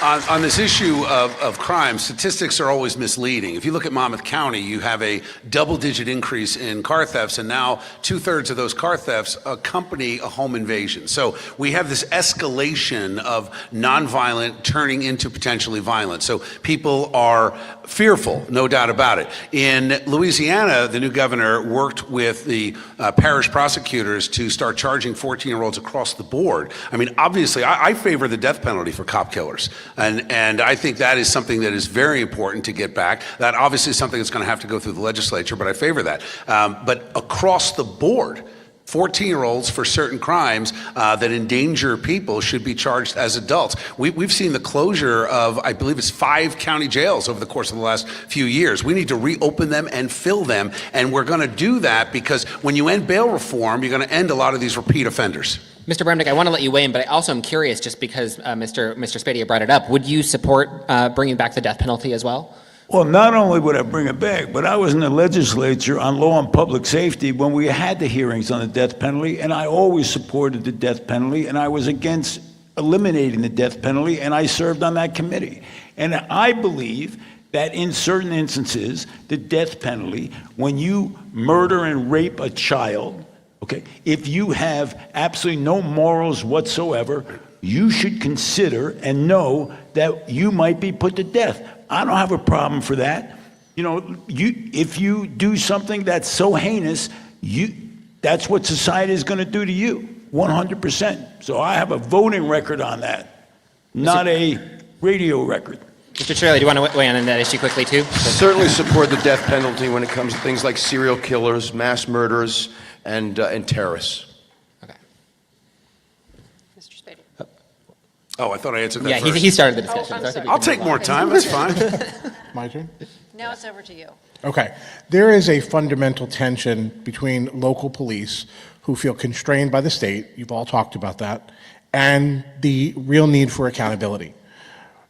We know that the death penalty and bail reform are part of the Constitution, which can be changed, but what is an example of something state government needs to stop doing to allow local police to be able to safeguard their own communities? And we'll start with Assemblyman Citarelli. We need to start by stopping this discussion about getting rid of qualified immunity for our local police. We need to stop with this discussion of having civilian review boards with subpoena power at the local level. We have a hard enough time finding people to serve on the Shady Tree Commission. We're going to ruin this profession. I think we need to take the handcuffs off. Murphy's Attorney General has said things like this: we're not doing no-knock warrants.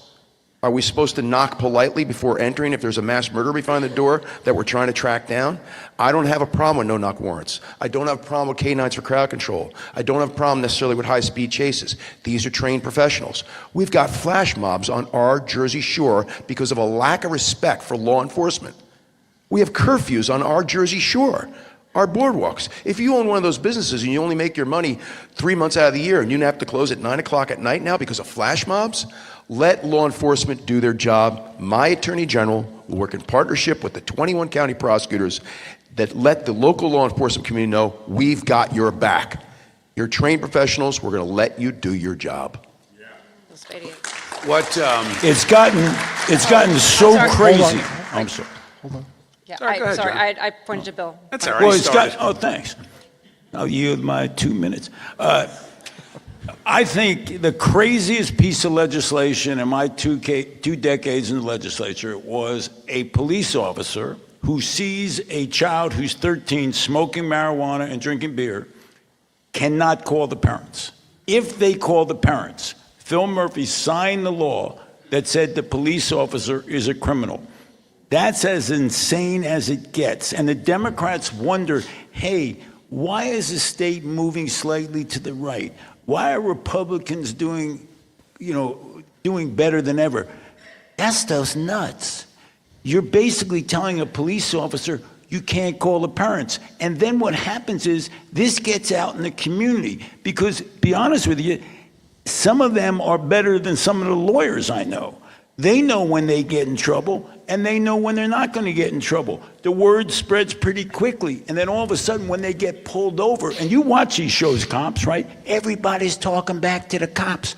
I don't talk back to the police. I just apologize. Bill Spadia. What separates me from the two career politicians on this stage is that I am a man of action and courage. And I will use the power of the executive to solve these problems immediately. We can't wait. Our neighborhoods are in distress. Our police officers are concerned that they can't do their job. We have to use the power of the executive by declaring an emergency to uphold qualified immunity, to get rid of bail reform, to start enforcing federal detainer orders, and eventually, yes, we need to start charging all of these young kids who are involved in any level of gang activity as adults. So we have to be aggressive with how we do it. And I believe the only way to do that immediately as an executive in that first day is to declare a state of emergency, which I'm going to have the guts to do. Micah, another very simple example under this Attorney General, when a law enforcement officer, even if they haven't discharged their firearm, they have to use a use of force report if they've removed it from the holster. I don't think that's right. Let's get our cops back out on the street. Under Governor Cettarelli, my Attorney General, and our 21 county prosecutors, our local police will not have to do a use of force report unless they discharged their firearm. Okay. Is there any example of something Trenton needs to keep doing to ensure accountability of local police? And we'll start with Assemblyman. Oh, go ahead. Yeah. Let me tell you what I think they ought to keep doing. I think that we have a situation with expenditures and staffing in state government, and I think it's quite okay that some state government employees continue to work remotely from home. I don't know why you'd force every single person back to a state office. I think that we ought to be taking those state offices, especially on the Trenton waterfront, monetizing those, turning that into a destination where people feel safe and can spend money and bring in ratables and tax dollars and revenue. But I believe that the one thing that came out of COVID that will enable us to cut down on some congestion is allow certain state employees to continue working at home, and we're going to enforce that. So, Micah, you want more accountability. The police officers are wearing cameras, body cams, 24/7. I don't know anybody in this room who wore a camera 24/7 and needs more accountability. Maybe the bad guys should wear cameras too. The bottom line here is they're under such surveillance now, there's nothing else you need to do. All you have to go is go to the videotape. Final. One thing that ultra-liberals have been promoting, which I'm totally against, is making internal affairs records going backward and forward public, making personnel records going backward and forward public in the name of accountability and transparency. These are employees, these are personnel records. I think there's a degree of privacy that's warranted. What I will say is that anytime a police chief has to discipline an officer, I think that could be shared with the mayor and township committee in executive session, so that the mayor and township committee, to whom the police chief is in part accountable, is familiar and is comfortable with the manner in which the police chief is handling the personnel matter. But let's be clear, under Governor Cettarelli. Don't get ahead of yourself. We're not going to be making internal affairs records or personnel records public going backward or forward. These are personnel issues. And let me say one other thing that people may not be aware of. When a local police officer is disciplined for whatever reason by a local police chief, after that's cleared and everything is taken care of appropriately, they have to go through another review. Another review in addition to how it was handled internally inside the department. I don't think that's appropriate. You know, we can't get people to be police officers. They got to put signs up on the parkway asking you to be a state trooper. We used to have thousands of applicants. Now we have to go out and seek people, and that's because the scrutiny they're under. Enough is enough in terms of looking at these police officers. Give them a break. We're moving to the next question, David Wildstein. Thank you. I'm going to start with Mr. Spadea, Governor Spadea. Maybe I'll call you all governor for a little while. Okay, not getting ahead of this. We've got 2 elections to win. Governor Wildstein has a question. But let me ask you, one of the very first things a governor will do is determine, and I've heard this over and over, you mentioned your attorney general. Describe to me what your interview with your attorney general candidates is going to be like. Well, we're going to have some basic principles. Adherence to the U.S. Constitution, very important. Supporter of parental rights, very important. Supporter of qualified immunity, very important. And have a mentality that we need the pendulum now to swing back toward law enforcement. Ideally, I would love someone with experience in law enforcement to serve in that capacity. John Bramnick. I want someone who is fair, who is not looking to make a name for themselves, somebody who has experience as a prosecutor, but looks at every case fairly. I've seen prosecutors who don't do that. I want a prosecutor who's not looking to be the next governor, someone who's looking to be someone who's fair and judicious in every decision they make. You've heard me say that we're getting rid of the sanctuary cities, the sanctuary state. My attorney general will be on the same page as me with regard to that. You've heard me talk about the need for bail reform, be on the same page as that. You've heard me give very specific examples of what we're going to do to allow local police to do their job. My attorney general. So what I'd like to speak to is where the attorney general comes from. I've already shared with you by state constitution, our police chiefs report to the county prosecutors, the 21 county prosecutors report to the AG. My strong preference is that my attorney general not be a trial attorney. Oh, you want someone with no trial experience? Somebody that comes from the county prosecutor role. That's somebody that interfaced with police chiefs on a daily basis. That's somebody that comes from the law enforcement side of being an attorney. My attorney general will be someone who served, preferably, as a former county prosecutor. And I want to ask just very quickly, this should not be a question. This is either a yes or a no. I'll start with Mr. Spadea, go right down the line. What do you care more about? An attorney general who's going to share your views on issues, or an attorney general that can get confirmed by the Senate? Oh, shared issues. We'll fight for the confirmations. Okay. It's about principles and standing on those principles. What was the or, David? Shares my views or? So the question is, do you want the attorney general that you want, or do you want to settle for somebody you could get through the Senate with senatorial courtesy and get 21 votes in confirmation? I want an attorney general that, like the Supreme Court state justice that I'll appoint, that New Jersey desperately needs. And right now, New Jersey desperately needs an attorney general that's going to support local law enforcement. I don't think there's going to be a real problem getting my attorney general through the Judiciary Committee. I sit on the Judiciary Committee. I would strongly suggest to the Democrats on the Judiciary Committee, I would suggest you support my attorney general. I have to support a number of their nominees for the bench, so it's a two-way street. You shut down my street, I'm closing your street. So I'm sure they're going to cooperate. And And let me ask the last question. I could keep going on this one, but I'll stick with you, Senator Bramnick. The Office of Public Integrity and Accountability has faced a whole lot of criticism from both parties who say that they are misguided, who say they are sluggish, who say that they're not effectively doing their job. What will be your instructions to your Attorney General about fighting public corruption? Don't make it political. I watched Chris Christie do this as the U.S. Attorney, and he had almost a perfect record for convictions. Unless it's beyond, well, one mistake. Okay. Oh, no, I'm sorry. That was in his office. I'm sorry. Bottom line here is you have to have the evidence. You have to have a very strong case, and you believe you have a conviction. There's been some mistakes. There's no question about that. We've seen either not guilty verdicts or dismissals on some of the indictments. So I think they have to understand that, Attorney General, make sure you have a case. There's no question. It's beyond a reasonable doubt. And don't choose people for political reasons. Bill Spadia, then Jack Ciarelli. What was that department again? The Office of Public Integrity and Accountability. Yeah, how many employees do they have? Yeah, I don't know either. I don't know what they do.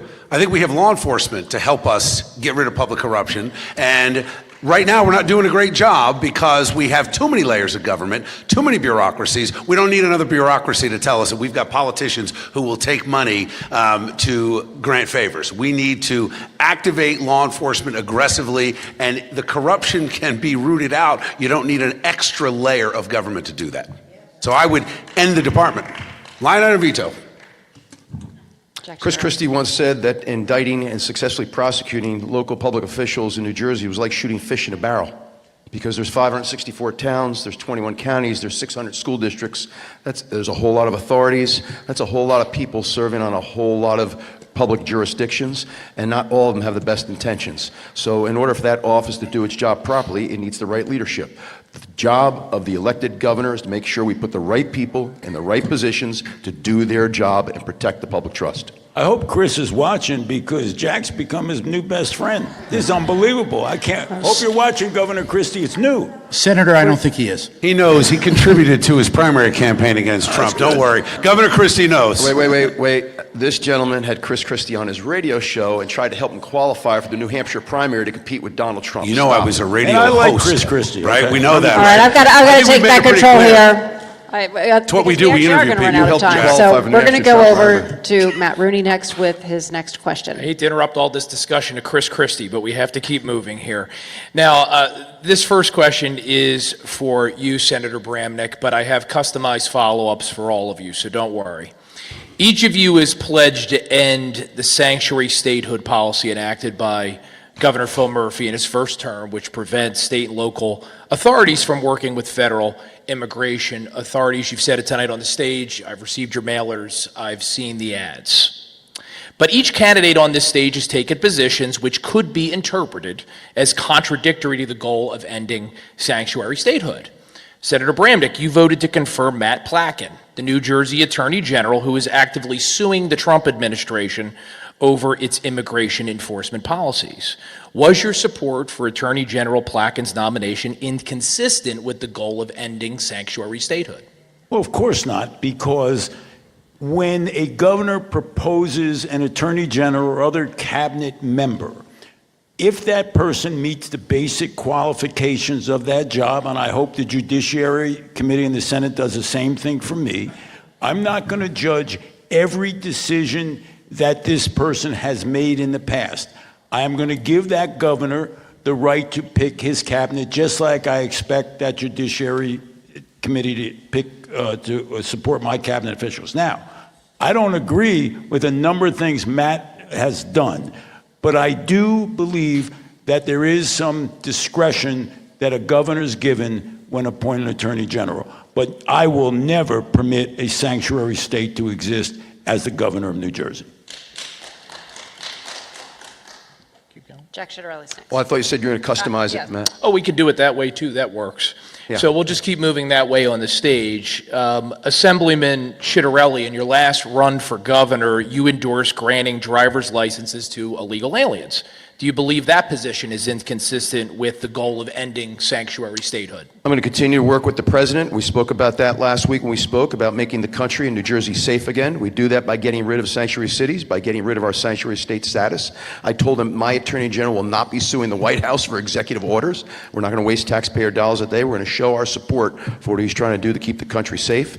I'm going to follow his lead on the deportation plan. I do believe anybody that came here illegally, that committed the crimes in their place of origin, needs to go back. Anybody that came here illegally and has committed crimes since they got here needs to go back immediately. And then we're going to see what he's going to do with everyone else who's here illegally. And so at the end of the day, if he's going to deport all 14, 15, or 16 million, I support the president. He was elected on the promise of making the country safe again. If by chance there are people he's not going to deport, I believe we have to know who they are. We can't have people here not knowing who they are. When somebody comes here from a foreign country on a work visa, we give them a government-issued ID. Doesn't mean they get a right to vote. 17-year-olds get a driver's license, don't get a right to vote. We need to know who people are. That idea was given to me by police officers, local law enforcement. I believe it's a homeland security measure. If there are people who are not going to be deported for any reason, and let's not forget, the president did offer DACA back in his first term. If they're not going to be deported, we need to know who they are. We can't have them living in the shadows. And Mr. Spadia, you've endorsed a pathway to citizenship for illegal aliens, which is a species of amnesty. Is your support for a pathway to citizenship consistent with the goal of ending sanctuary statehood? So I love, let me talk to you at home now. If you're an undecided voter, what you're hearing tonight are talking points, political speak. You got one guy that just based on a textbook qualification would support somebody who has in their term in office as Attorney General has actively gone after parents and gone after school boards. You got the other guy who didn't answer the question.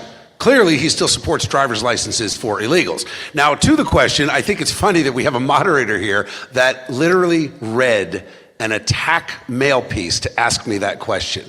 Out of 15,000 hours of all of that I've said on the radio and TV, they found one clip from a TV show I did about 8 years ago, and in that clip, I was asked a question as to whether or not a legal visa holder who had run afoul of the system and became undocumented, should they have a pathway if they have no crime, they own a home, they are married with kids in school, paying their taxes, and I said, absolutely. Nowhere, Matt, have I ever advocated a pathway to citizenship for illegal aliens. That was a very specific point that I made, and actually, it's supported by the President of the United States. I was attacked. Is there something wrong with a legal pathway to citizenship? We're not talking about somebody who's staying here illegally. We're talking about creating some path for citizenship. That's supposed to be bad for a family that's been here for 25 years paying their taxes. You want to rule out any way they could be a citizen? Let me tell you something. That doesn't make any sense. I'm proud that you said, Mr. Spadia, that you might support a path for citizenship. Good work. Matt, you wrapped? Okay, so we're going to go next over to Joey Fox. So we're going to try to fit in two more questions, so we'll try to make these last two quick. This is something that several of you already brought up tonight, but I want to hone in on it specifically, which is pop-up parties on the Jersey Shore. This is something that every summer, residents and local politicians on the Jersey Shore kind of raise again as an issue. I know that there have been bills in the legislature to deal with this. Mr. Spadia, what do you think should be done on a state level about these parties?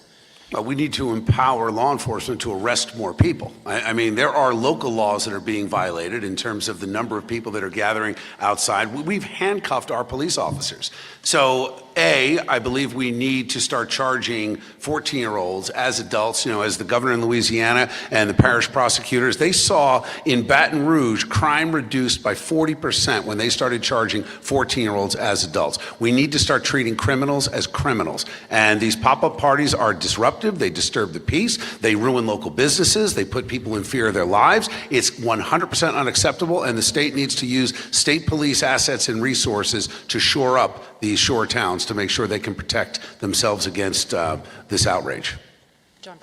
First of all, I cannot believe that the state of New Jersey would ever permit what basically is a riot. I've heard in the political jargon, lock them up, lock them up, lock them up. You're in a riot at the Jersey Shore? lock them up. Make the parents drive down, okay, from wherever they are, let them come down and make sure that the parents are aware that these kids are out of control. I would give no leeway whatsoever to rioting anywhere, especially on the sacred ground of the Jersey Shore. Jack Ciavarelli.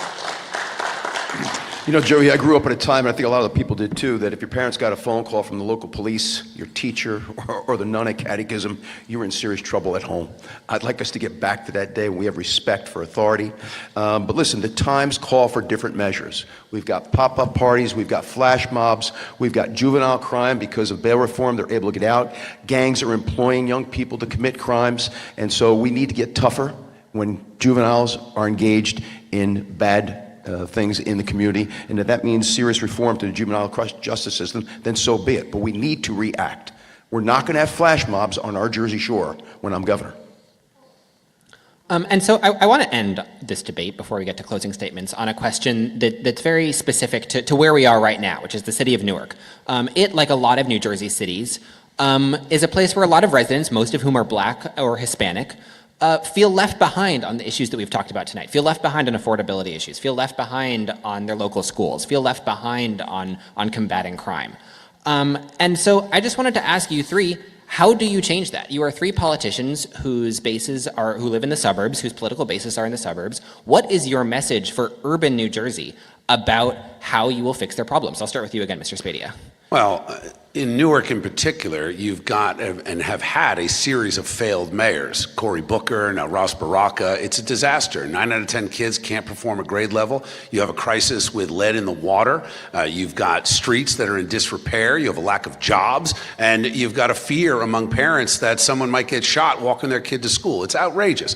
The commitment I have made in Newark is twofold. Number one, we're going to force school choice to give parents an opportunity to get their kids out of these failed schools. Number two, we're going to create opportunity zones. You know, one of the things that we didn't talk about or touch on tonight, we have 200,000 manufacturing jobs in New Jersey. That's down from about 500,000 just 10 or 12 years ago. We need to double the number of manufacturing jobs. And what I have proposed is a 10-year moratorium on corporate taxes for any business that will come into a place like Camden, like Newark, and the job will be very simple. 100% legal employees and 80% local. And we're going to be able to house them and bring housing prices down by using the affordable housing units that we take out of the suburbs and put them into the city. The other thing on the water issue, very quickly, we've seen success, and I've met with New Jersey American Water on this. They have a huge plan and opportunity where they invest their millions of dollars to revamp the water system on behalf of the taxpayers and the ratepayers,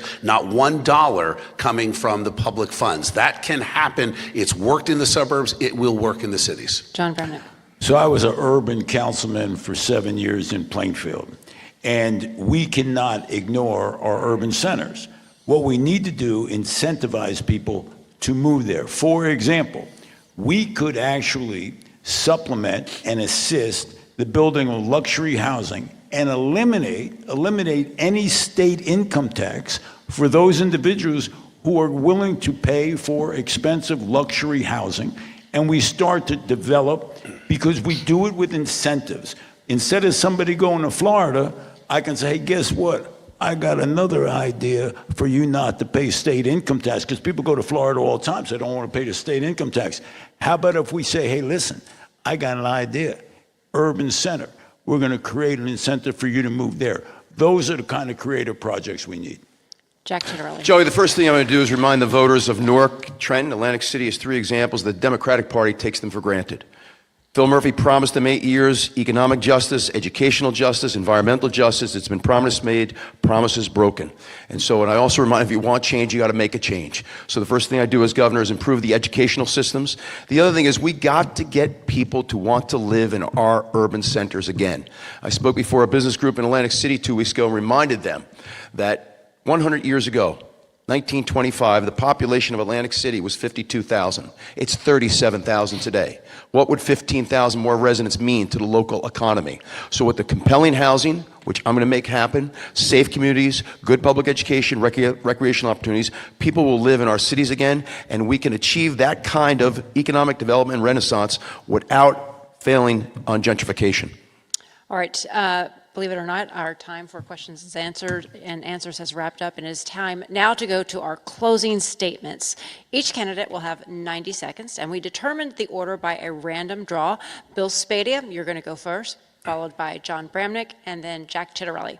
Bill Spadea, you have 90 seconds. Thank you. First of all, thank you to everyone who tuned in, and I hope that you saw there is a clear distinction between the candidates here on stage, a very clear distinction, and as the only outsider on both sides of the aisle, the only one that has not held political office and worked as an insider, my two opponents have a combined 80 years as political insiders. If you want more of the same, you've got two choices right here. If we're going to break the status quo, if we're going to get back to a time where New Jersey is affordable, I remember a time growing up in the 70s, born in Camden, grew up in Cherry Hill, where you had working class folks able to afford a second home at the Jersey Shore. That just doesn't happen today. We've got out of control crime, an education system that is failing, a transportation infrastructure that is failing. And guys, for me, it's personal. Look, I'm the only pro-life candidate running for governor who's endorsed by National Right to Life and New Jersey Right to Life. I am the only candidate with an A rating from the NRA,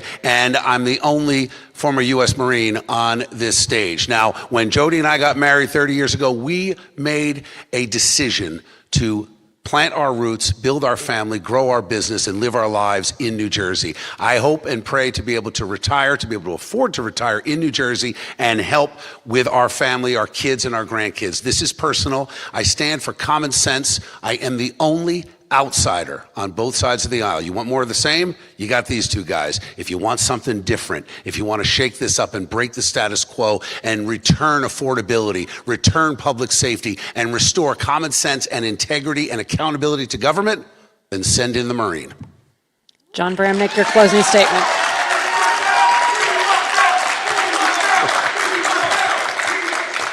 John Bramnick. Unfortunately, Democrats don't want him, so he's going to...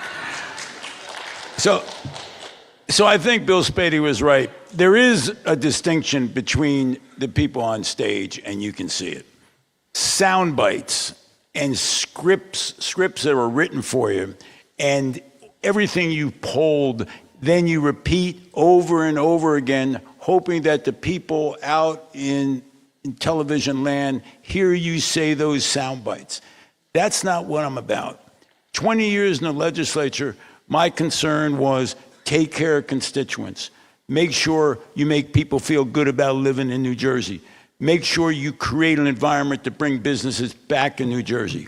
Make sure that people know that we're one state, that we treat each other with respect. That doesn't mean that we don't follow the principles of the Republican Party. If we do that, if we follow the basic principles of the Republican Party, we will win overwhelmingly in November. If we simply follow some new script of hateful rhetoric, of us versus them, we are going to lose.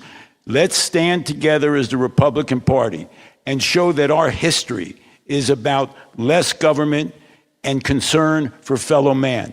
And if you vote for John Bramnick, I guarantee you everything I said today will not change, as it hasn't for my 20 years in the legislature. No sound bites, just real stuff from a guy who'd like to be your governor. Thank you. Jack Tittarelli. The goal is to win in November, and I wouldn't be asking Republicans for the nomination unless I believed I was the best candidate to deliver that win, and President Trump agrees, and it's why I'm honored to have his endorsement. He endorsed me because of the energy I bring to the campaign. He endorsed me because of the ability to raise money. You need to be able to raise money. I've raised more money than my two opponents combined. You needed a candidate that's going to have coattails. We had coattails back in 2021. We flipped 8 seats. It was our most successful night in 34 years. We can flip at least 13 seats this year with me leading the ticket, and that produces a Republican majority in our state assembly for the first time in 35 years. We need a candidate who's going to point out the difference between the Democratic nominee and myself. They worry about pronouns. I worry about property taxes. They worry about supporting illegals and setting criminals free. I worry about supporting our local police and keeping our communities safe. They worry about a public school curriculum that's age inappropriate and not respecting parental rights. I care about parental rights. I care about the curriculum, and I care whether or not our children are being taught the skills they need to get a job right after high school because of vocational training or to get into college. This is what differentiates me from my opponents, and we'll get this done over the course of this campaign. Unlike governors on both sides of the aisle over the last 40 years, I'm not using this as a stepping stone to get to Washington. My only ambition is to fix New Jersey. I have very specific policy proposals. I'm an MBA CPA, I'm a 2-time successful business owner, and I've served at every level of government, term limiting myself every single time. It's a very unique resume for a gubernatorial candidate. We can win in November, and Donald Trump agrees, and I'm honored to have his endorsement.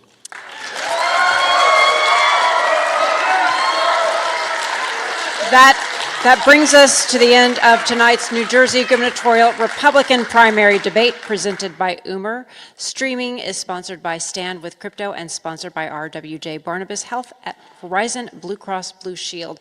I'd like to thank our panelists, David Wildstein, Joey Fikes, Micah Rasmussen, Matt Rooney already ditched out on us. And also, we'd like to thank our candidates for joining us, Bill Spadia, Jack Chitterelli, John Bramnick, and thank you to our audience, and thank you also, everyone at home, for watching. Stay tuned because we have a post-debate show as well as our coverage of the press gaggle, where you're going to hear from each of the candidates. If you didn't get enough right now, we got more. It just keeps going and going. A reminder, if you have a vote by mail ballot, make sure you return that into a secure ballot drop box. In-person early voting starts on June 3rd, and primary election day is June 10th. I'm Laura Jones. Thanks so much for watching. Have a great night.